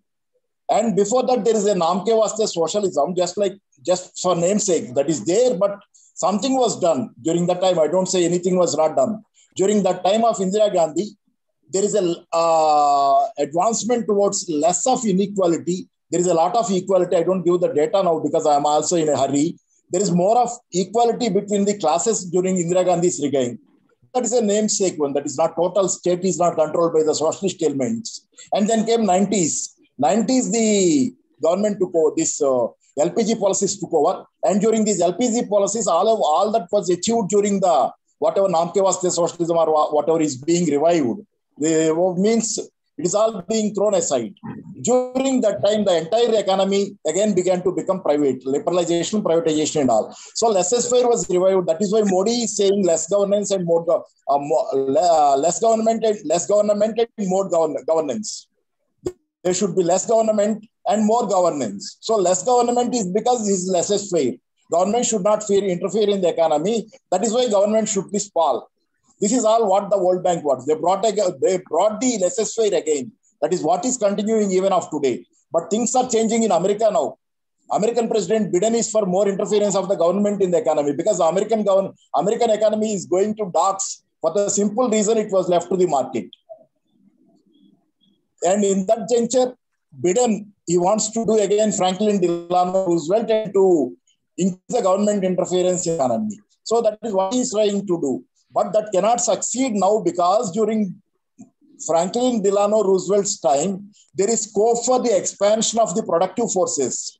There is scope for more markets to be occupied. There are many other avenues whereby employment can be generated with the existing technology at that time. But now the things have changed so much. Even if the government interferes or whatever they want to do, technology has advanced so much. It has come to the point of software, artificial intelligence, nanotechnology. All these technologies are the technologies which increase the unemployment. Because with these technologies, with the profit as a limit, you won't invest in the economy if there is no profit. That is normal case in the capitalist economy. You won't invest in the economy at all if there is no profit.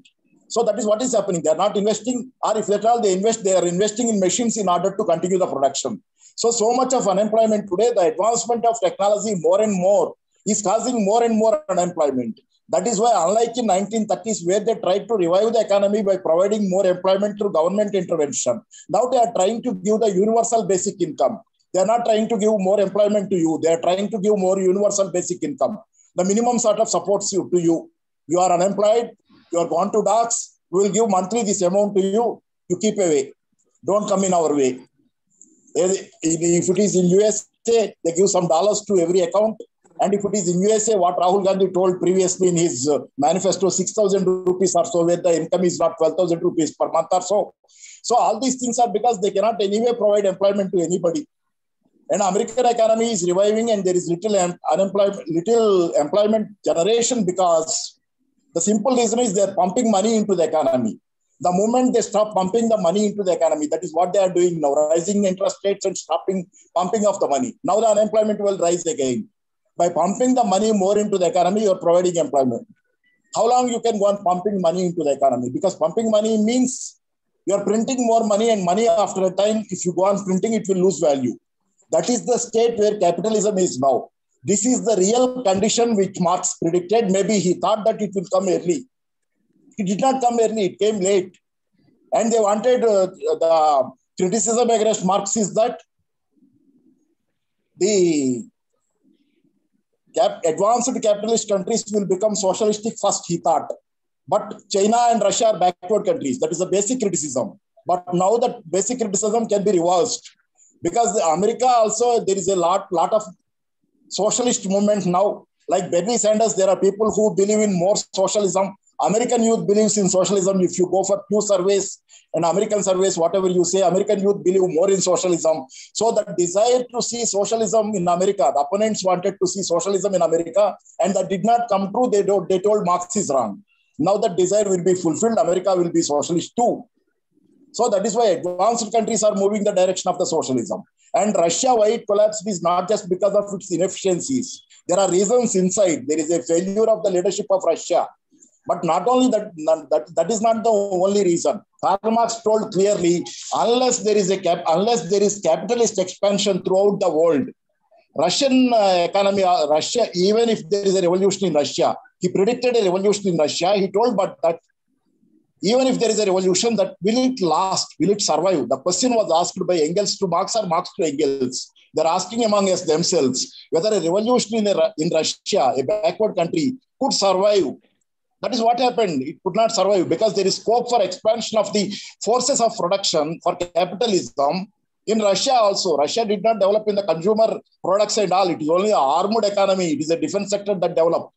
And there is a scope for the development of the capitalist economy in Russia. That is why Russia collapsed. And that is where China has taken care. It began to develop the consumer economy and its own internal strength it began to build. That Russia did not do that. Now China is a very big capitalist country trying to move toward the socialism. Whether they move or not, that's a different matter.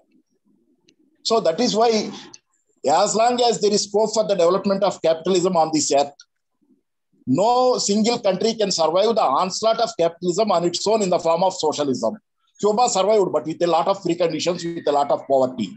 So that is why capitalism is expanding. Capitalism has expanded almost to every corner of the world. Now it is trying to expand into India, and that is why there is reforms.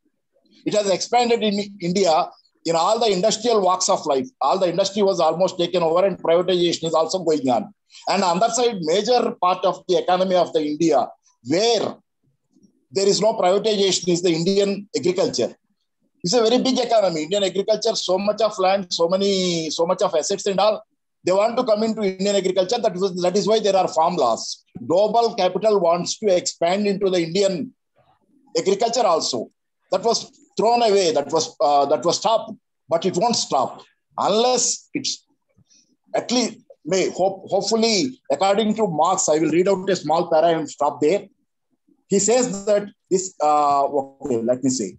And on the other hand, this development of productive forces, which at the time implies the actual empirical existence of man in the world historical instead of local being. He expected a world historical being instead of a local being to the local area and local thought. Man,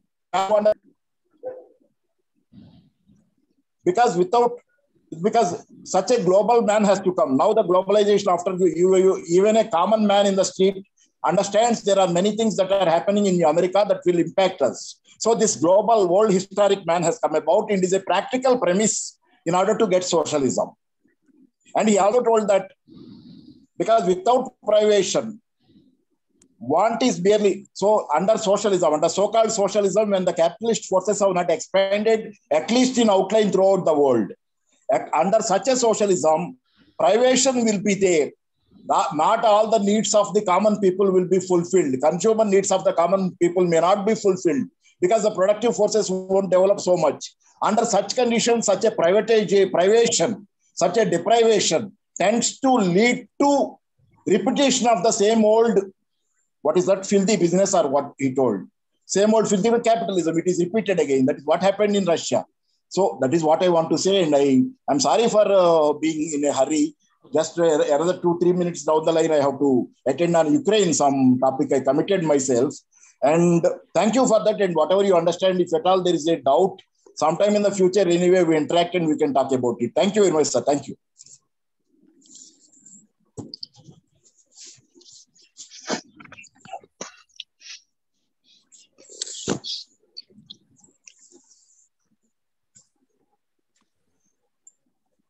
Ramarao, thank you. Thank you, sir. Thank you. Thank you, sir. Thank you.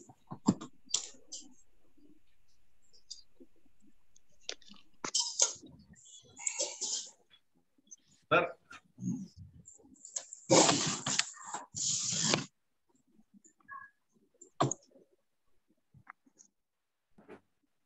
Sitaram Reddy, sir.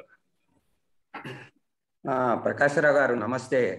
నమస్తే అండి. నమస్తే. విశ్లేషించారు, కానీ నేను మీలాగా ఈ విషయాల్లో expert కాదు, కానీ ఒక కామన్ మ్యాన్ కింద సాంస్కృతిక రాజకీయాలతో కొంత స్టూడెంట్ డేస్ నుంచి పరిచయం ఉన్న వాటి కింద నా ఉద్దేశంలో రష్యాలో ఇప్పుడు మాస్టర్ చెప్పారు ఇందాక, రష్యాలో ఇది ఎక్స్పెక్టెడ్ అని. I'm really shocked. అంత బోల్షివిక్ రెవల్యూషన్, అన్ని ప్రాణత్యాగాలు చేసింది రెండోసారి మళ్ళీ క్యాపిటలిజం తెచ్చుకోవడానికి ఆ రష్యాలో. అది ఐఎమ్ సారీ టు సే, అది రియల్లీ చాలా డిస్ట్రెసింగ్ గా ఉంది ఆ కామెంట్. మరి I may be excused for my extreme reaction. ఇప్పుడు అప్పుడు రాడికల్ హ్యూమనిస్టులు ఆ రోజుల్లో ఏమని చెప్పేవాళ్ళంటే, మీ కమ్యూనిజంలో స్వేచ్ఛ, వ్యక్తిగత స్వేచ్ఛ ఉండవు బాబు, మా దారికి రండి అని. నేను ఉండవా ముందు ఎకనామిక్ ఈక్వాలిటీ అని, నువ్వు పిచ్చివాడివి, అదేం రాదని. అట్లాంటి స్టేజ్ నుంచి నేను అనేది ఏంటంటే, రష్యాలో చైనాలో ఎందుకు ఈ తిరోగమనం వచ్చింది? డెంగ్యూపీ I don't mind whether the cat is black or white as long as it catches mouse అనేది, అట్లాంటి సిద్ధాంతాన్ని గట్టిగా ఎందుకు ప్రతిఘటించలేకపోయారు? ఆర్థిక సమానత్వం అనేది మెయిన్ అని స్టార్ట్ అయ్యి, కాదు ముందు ఆర్థికంగా సంపన్నంగా ఉండడం మంచిది అనే ఈ పోకడలు. ఇప్పుడు చైనాలో చూస్తున్నాము, సామ్రాజ్యవాది పోకడలు అని అంటున్నారు కదా, ఆర్థిక సామ్రాజ్యవాదం అనే కొత్త పదం వచ్చింది. దాన్ని కాదని చెప్పగలమా? నా ఉద్దేశంలో నిర్మోహమాటంగా లెఫ్టిస్ట్లు అయినా సరే ఆత్మ పరిశోధన చేసుకొని అట్లాంటి విషయాల మీద విశ్లేషణ జరగాల్సిన అవసరం ఉంది. ఎందుకని రష్యా చైనాల్లో ఈ తిరోగమనం వచ్చింది? ఈ రోజున చైనా రష్యా ఎందుకు ఒక రకమైన సామ్రాజ్యవాద పోకడలు అవలంబిస్తున్నాయి? ఓకే, చైనా సామ్రాజ్యవాద పోకడలు యుద్ధాలు చేయకపోవచ్చు, బట్ డెఫినెట్ గా ఎకనామిక్ కలోనియలిజం అన్న మాటకు తావిచ్చింది కదా. వీటి గురించి చర్చించాల్సిన అవసరం ఉంది నా ఉద్దేశంలో. Thank you.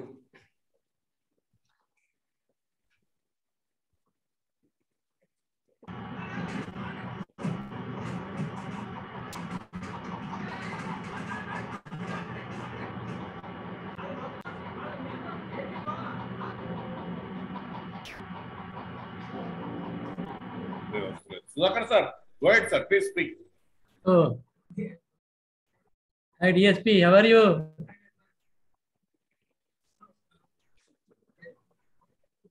DSP, how are you? Fine, fine. Good. Thank you. Jana Vedika organizers and my friends. In fact, Professor Surya Prakash Rao, happened to be by my very, very good friend for the last 2-3 decades. And we are very good friends and we used to interact very frequently. I'm really much delighted to listen to my best friend, Professor DSP from other university, most contemporary and relevant topic. And of course, it's more an abstract form rather than detail, because the concepts that have been injected by Professor DSP requires a lot of expansion. And maybe due to paucity of time and all that, he could not able to actually explain all those things in a limited time.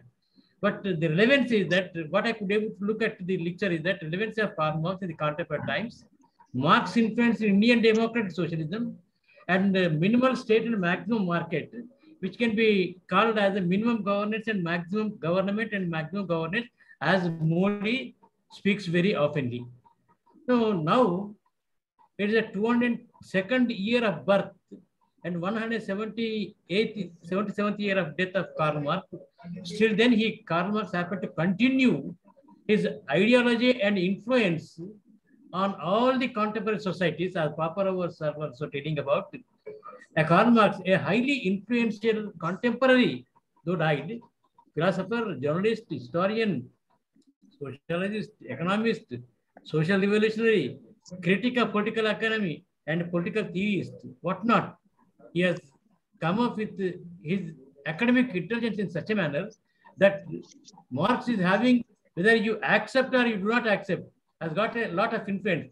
And Professor DSP was telling, even without mentioning Marxian philosophy, one can see the basic law of the land, the constitution, the concept of Marxism, refer more particularly in the determinants of state policy and also the so-called reservation policies also. Because protective discrimination, favorable treatment, what we popularly call as a reservation, is having it inroads on the class struggle and all that. When there is going to be inequalities between the people of a given society, definitely there is going to be revolution. And in order to avoid such kind of revolution, there are many other ways. And the most effective way is socialism. And today, world socialism has become very controversial in the present government form. Socialism and secularism has become very controversial. And I think the government is committed to remove these two things. But maybe, probably, because of their brute majority and all that, they can dispense with these two core words. But the philosophy, the underlying philosophy that is there in the basic law of the land, that cannot be given, that cannot be undone. So that is how I was really moved on my friend's discourse. And in fact, he could have also explained much more. I was very carefully watching, because Nandur Ramohan Rao గారు రాసినటువంటి విశ్వదర్శన పుస్తకం నా పక్కనే ఉంటుంది ఎప్పుడు. అందులో అందరు political philosophers యొక్క రచనలు అద్భుతంగా రాసినారు. Is no more. అయితే ఎక్కడ కూడా మార్క్సిస్ట్ ఫిలాసఫీని ప్రస్తుత ప్రభుత్వాలు వ్యతిరేకించే విధంగా చెప్పకుండా, మార్క్స్ యొక్క ఐడియాలజీ ఏ విధంగా ప్రజల లోపల ఉన్నది, ఏ విధంగా ప్రాథమిక ఏదో ఇండియన్ కాన్స్టిట్యూషన్ ఉన్నది అద్భుతంగా చెప్పినారు. I'm very much delighted and thankful to my best friend DSP. Thank you very much for giving this opportunity. Thank you. Thank you.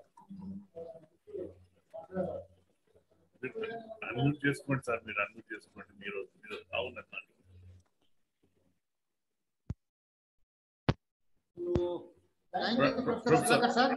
Professor Vishnu Chaudhary sir.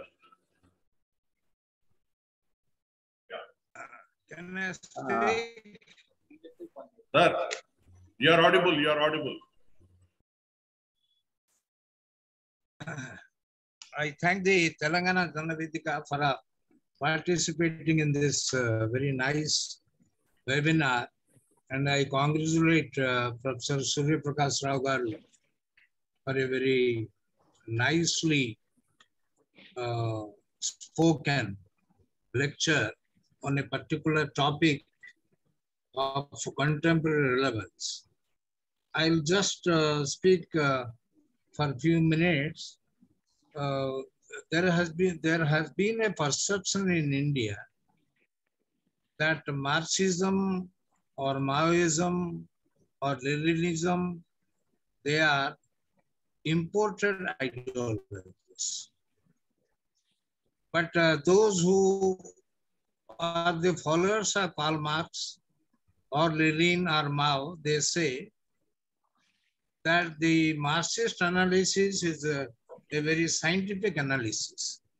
Maybe there are temporary failures, but on the whole, Karl Marx has given an ideology which will have an impact on the whole world for centuries to come.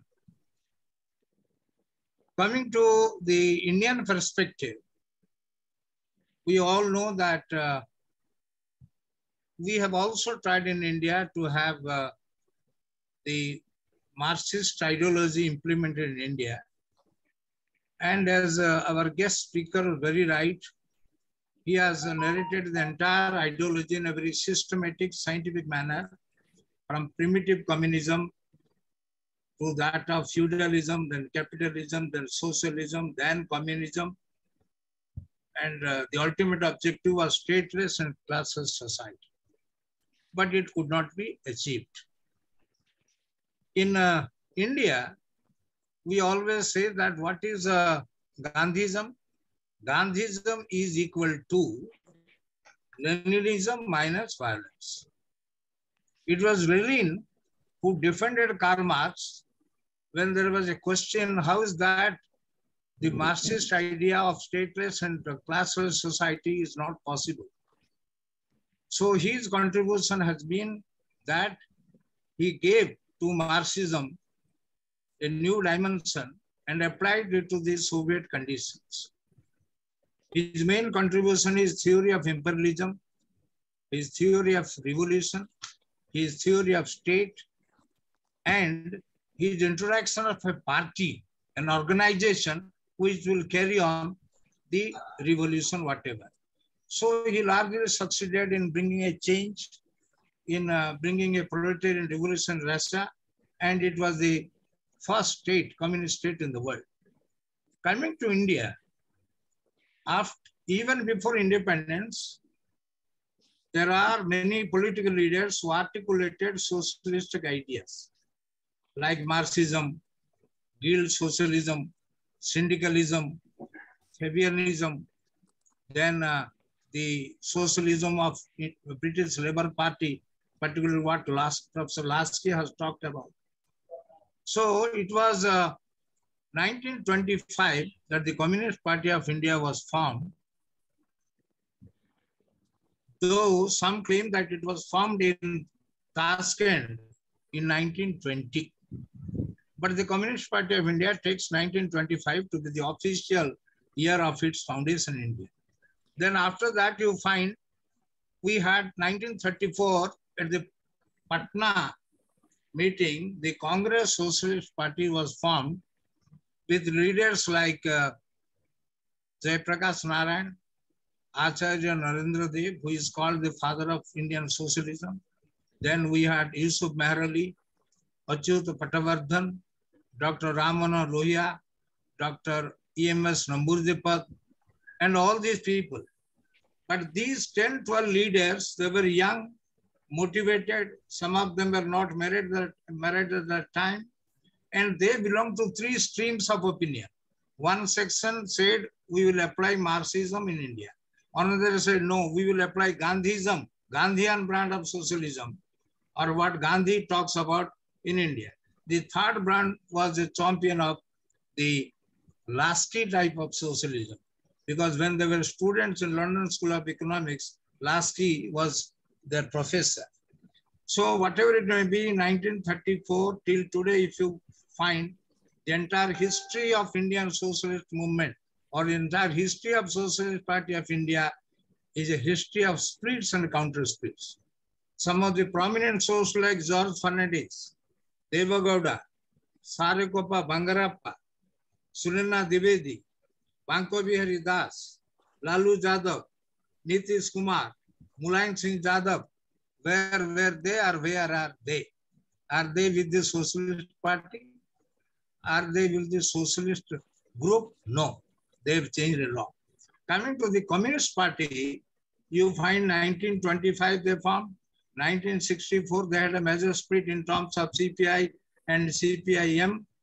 1969 there was the rise of CPI-ML or the Maoist struggle. Charu Majumdar started a struggle. And in later on, even Sripad Damri Dange, who was the chairman of the CPI for a long time, he formed in 1980s a party called AICP, and his supporters were very little, only Mohit Sen and his daughter Rosa Deshpande. And the CPI expelled Dange. Dange, who was one of the founder members of the Communist Party, was expelled because Dange argued, you can't think of domestic politics by relegating the international politics to the background. Whatever is happening in the world, that will affect India. That was Dange's thesis, why he formed this party. And Mohit Sen was the theoretician. I'm not dilating that. But coming to India, Nehru was a protagonist of socialism. In 1936, he said, whether you like it or not, I'm a Republican and a socialist. That was his speech as the president of the Lahore session. Then he articulated. He said, I was terribly influenced by by Lenin and his new economic policy in 1924. Then he came to India. What did he say? He talked about socialism. He argued in favor of socialism.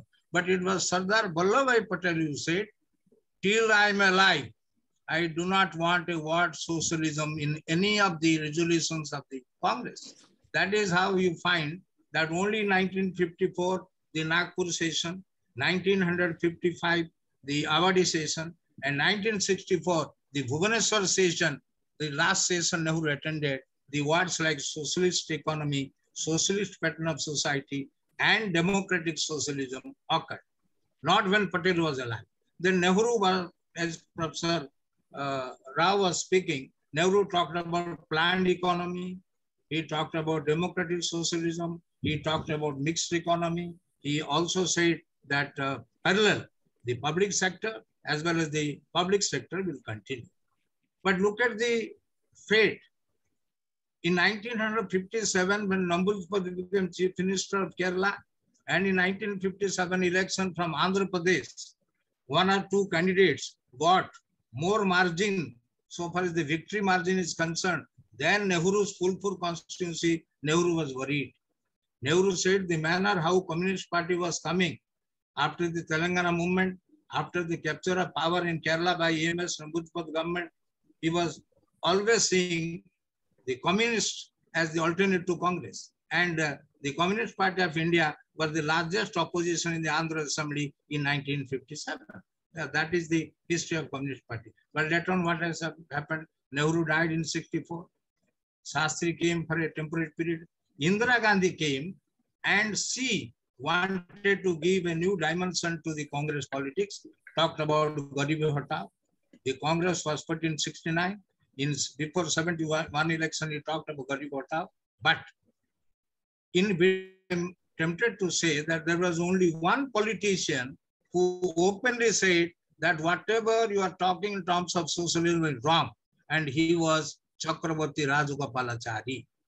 He was even called by the American press as the only statesman in India. So what was the opinion of CR? He said the quota, permit, license, Raj must go. The laissez-faire theory or the let-alone theory must operate. We should go for capitalism, not for socialism. That was the only party. You scan the manifestos of all political parties, they talk about some socialism. Democratic socialism, Gandhian socialism, scientific socialism, in different words. But socialism will be common. It was only Swatantra Party, which was founded in 59, who talked about capitalism very openly. What has happened? Chakravarti Rajagopalachari, who was a political hero, became a political zero. The same thing was talked about by Manmohan Singh and P.V. Narasimha Rao in 90s, and they became political. Manmohan Singh, who was a political zero, became a political hero. So now what is the status?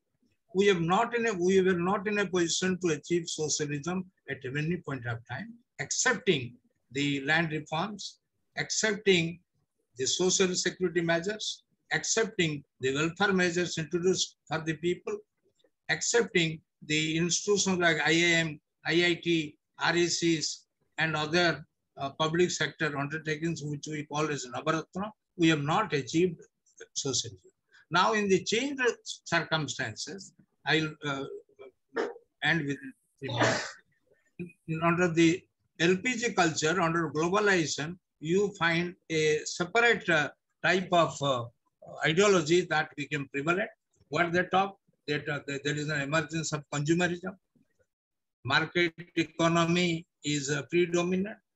The IMF, World Bank, and DFID, they are giving instruction how to function, downsizing, right sizing, resulting in unemployment. There is commercialization of education, health sector, corporatization of education and health sector.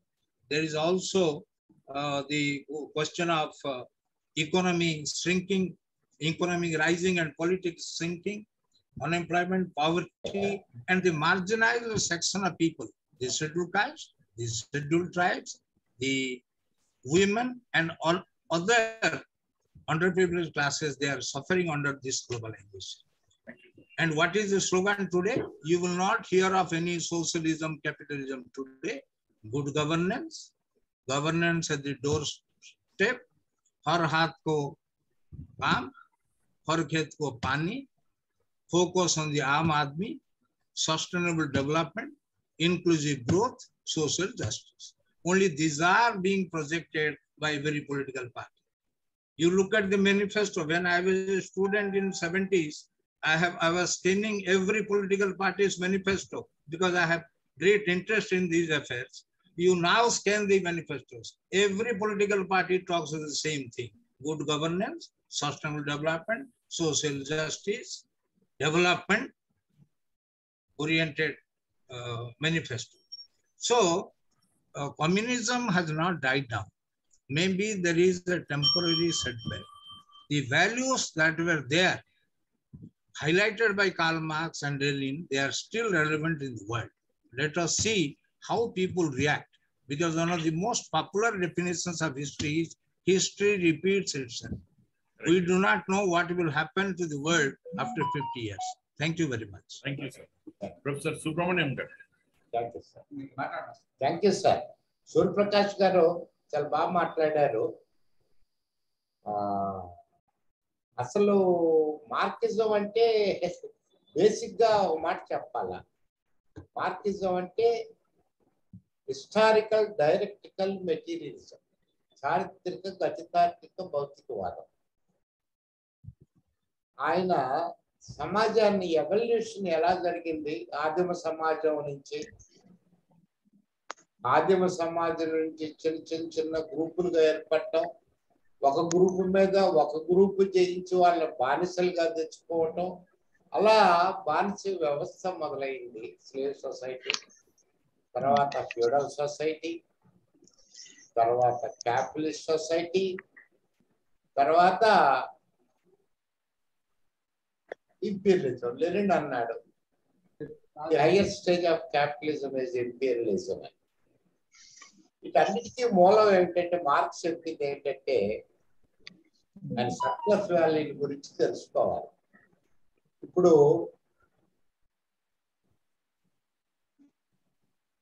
Private property, all democracies, capitalist societies లో private properties right చేశారు. Private ప్రాపర్టీని accumulate చేసుకోవటానికి అవకాశం కోసం try చేస్తారు. ఆ try చేసేటప్పుడు marks చెప్పాడు ఆర్గానిక్ కాంపోజిషన్ ఆఫ్ లేబర్ అని. అంటే it is eternal conflict between labour and capital. Labour me share తగ్గించడానికి క్యాపిటలిస్ట్ ఎప్పుడు ట్రై చేస్తుంటాడు. లోయర్ వేజెస్, ఎక్కువ గంటలు పనిచేయించడం, ఏవో చేసి ఆ ఇండస్ట్రియల్ రెవల్యూషన్ నేపథ్యంలో లండన్లో జరుగుతున్న ఎక్స్ప్లాయిటేషన్ చూసి మార్క్సిజం ఆయన రాయటం జరిగింది. ఈ ప్రైవేట్ ప్రాపర్టీయే మూలం కాబట్టి ఈ ప్రైవేట్ ప్రాపర్టీని ధ్వంసం చేస్తే సోషలిజం సక్సెస్ అవుతుందన్న కంక్లూజన్కి వచ్చారు. అందుకనే చైనాలోను రష్యాలోను సోషలిజం వచ్చినప్పుడు nationalizing all the properties. No individual will have property. Every individual will work according to capacity. అయితే Marxism failed not by theory of Marxism. People made Marxism to fail. ఏం జరిగింది? వ్యవసాయంలో ఉమ్మడి వ్యవసాయ క్షేత్రాలు పెట్టారు. ఉమ్మడి వ్యవసాయ క్షేత్రాల్లో రైతులు రోజంతా పనిచేస్తే కూలి ఇచ్చారు. రష్యాలో ఆ సర్ప్లస్ అంతా తీసుకుపోయి ఇండస్ట్రీలో పెట్టి ఆరం ప్రొడక్షన్ చేస్తారు. బికాజ్ ఆ కాంపిటీషన్ విత్ అమెరికా. అల్టిమేట్గా ఏమైంది? రైతులు దిగజారిపోయారు. రష్యన్ ఆర్థిక వ్యవస్థలో ఆ వ్యవసాయ ఉత్పత్తులు పడిపోయింది. అది అల్టిమేట్గా రష్యా పతనానికి దారితీస్తుంది. అదే పరిస్థితి చైనాలోనూ జరిగింది. మావో పెట్టినప్పుడు, ఉమ్మడి వ్యవసాయ క్షేత్రాలు పెట్టినప్పుడు వాళ్ళు జాగ్రత్త పడి రష్యా వాళ్ళ తర్వాత పతనం అయినప్పుడు ఆర్థిక వ్యవస్థ ఎప్పుడైతే నువ్వు ఆర్థికంగా బలహీనుడు అవుతావో అప్పుడు రాజకీయ వ్యవస్థ నిలబడదు. అలాగే 89లో బెర్లిన్ వాల్ కోలటం, రష్యా పతనమై క్యాపిటలిజాన్ని స్వీకరించటం, అలాగే వ్యవసాయ భూములు మళ్ళీ ఎవరికి వాళ్ళకి పంచడం. అదే చైనా చేసింది. వ్యవసాయ భూముల్ని రైతులకు పంచారు. ఆ వ్యక్తిగతమైన ఇన్సెంటివ్ వల్ల మళ్ళీ వ్యవసాయ ఉత్పత్తి అభివృద్ధి చెంది రష్యా పెద్ద గ్రానరీ ఆఫ్ వరల్డ్ అయింది. మళ్ళీ ఆర్థికంగా పుంజుకుంది. అయితే కొన్ని రాంగ్ స్టెప్స్ వల్ల సోషలిజం వదిలేసి క్యాపిటలిజం ఎంబరేస్ చేసింది. కానీ అది కూడా సర్వైవ్ అవ్వటం. మొట్టమొదట సర్ప్లస్ వాల్యూ ఎక్కడ వస్తుందంటే eternal conflict between labour and capital. ఒక చెట్టు మీద ఆకులు ఉంటే దానికి యూజ్ వాల్యూ లేదు, వినియోగ విలువ లేదు. మనిషి చెట్టెక్కి ఆకులు కోసి ఒక చాప అల్లితే దానికి వినియోగ విలువ వస్తుంది. మరి ఆ చాప విలువ ఎంత? ఆ మనిషి వెచ్చించిన శ్రమ ఇంకొక వృత్తిలో వెచ్చిస్తే, ఒక జింకను కొట్టాడు అనుకోండి, ఆ జింక విలువ ఆ చాప విలువ అని ఆ రోజుల్లో నిర్ణయించారు. కాబట్టి శ్రమ లేనిదే ఏ వస్తువు నిర్మించబడదు. శ్రమ అవసరం, శ్రామికులు అవసరం. అయితే ఈ శ్రామికులు శ్రమ కోసం క్యాపిటలిస్ట్ కొంత వేజి వెచ్చించాలి. ఈ నిరంతర కాన్ఫ్లిక్ట్ లో క్యాపిటలిస్ట్ ఎప్పుడు శ్రామికుడి షేరును తగ్గించడానికి ట్రై చేస్తారు. ఈ సందర్భంలోనే శ్రామికుడికి తను ఉత్పత్తి చేసిన విలువ అంతా వేచి రాదు, అందులో ఏదో కొంత భాగమే ఇస్తాడు, మిగతాది అప్రాపరియేట్ చేస్తాడు. అదే సర్ప్లస్ వాల్యూ ఎక్స్ప్లాయిటేషన్ అని మార్క్స్ చెప్తే ఎటర్నల్ కాన్ఫ్లిక్ట్ ఎక్స్ప్లాయిట్ చేస్తారు. ఈ సందర్భంలో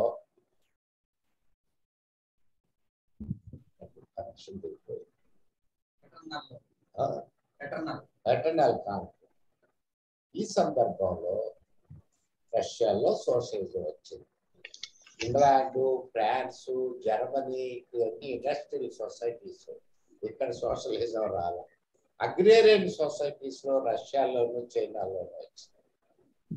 సరే వాళ్ళు ఫెయిల్ అయ్యారనుకోండి. అయితే రష్యా డెమోక్రసీకి పోయింది, క్యాపిటలిజం ఎంబరేజ్ చేసింది. చైనా కూడా క్యాపిటలిజం ఎంబరేజ్ చేసిన పొలిటికల్ పవర్ కమ్యూనిస్ట్ పార్టీలో నుంచి ఉంది కాబట్టి అది ఇప్పుడు స్టేబుల్ కావాలి. Thank you, sir. Thank you so much. Okay, sir. Thank you. James, do you want to give any remarks? Yeah. Before we are running short, very short of time. Yeah. Thank you. Thank you so much, Professor Prakash Rao, for a very wonderful talk on the relevance of Marx and Indian socialism. It is, very important that we were able to here to this, because we were able to understand the evolution of socialism in the Indian context through the various political how it was used by various political parties, leaders, and its evolution, and also for introducing us to many theories in helping us to understand about Marx, thought of Marx. Thank you so much, sir. It was brilliant, and we really enjoyed it. Thank you so much. Thank you, sir. Manoj. Sir, good evening all, sir, and thank you so much. Munduga Guru garu Purushottamaravu gariki namaskaralu telupukuntu. Thank you so much Surya Prakash Rao garu, meer maaku full time ichi chala depth ga cheppinaru Marx gurinchi. Just 2 days before his birthday was celebrated, and this is the time really 100% the Karl Marx is relevant 100% today in present scenario, because the whole the corporates are dictating the whole world. Almost even the elections and the management is also controlled by the corporates, and the situation gone to so worst. And this is the time the Marx and of course Mahatma Gandhi should, as our Guru Garu say, Mahatma Gandhi and Karl Marx should be mixed for a good society to come down, and we all should we all should pray for it. And thank you so much, sir. Thank you so much for giving us the time, and thanks Ramana. Sir, mere ఏమన్నా final remarks చెప్తారా sir? Manoj Reddy గారు. Surya Prakash గారు. లేదు, పర్వాలేదండి. లేదు అందరూ అన్న తర్వాత happy. I'm very happy that I was given an opportunity to share some of my views with the August gathering. Thank you very much, sir. Thank you, sir. I will continue my. Thank you, sir. Thank you. Telangana Jana Vedika Zoom online meeting ku vichesi కీలక ఉపన్యాసం ఇచ్చినటువంటి professor Dasari Suryaprakash రావు గారికి మా తెలంగాణ జన వేదిక తరఫున ప్రత్యేకమైనటువంటి ధన్యవాదాలు sir. అదే విధంగా ఈనాటి కార్యక్రమంలో పాల్గొన్నటువంటి ప్రొఫెసర్ విష్ణుచరణ్ చౌదరి గారికి, ప్రొఫెసర్ సుబ్రహ్మణ్యం గారికి, ప్రొఫెసర్ సీతారామరెడ్డి గారికి, ప్రొఫెసర్ సుధాకర్ గారికి, ఇతర మిత్రులందరికీ కూడా పేరు పేరున ధన్యవాదాలు తెలియజేసుకుంటూ ఈనాటి కార్యక్రమాన్ని ఇంతటితో ముగిస్తున్నాం. వచ్చే వారము ఇంకొక అంశంతో కలుసుకుంటామని తెలియజేస్తున్నాం.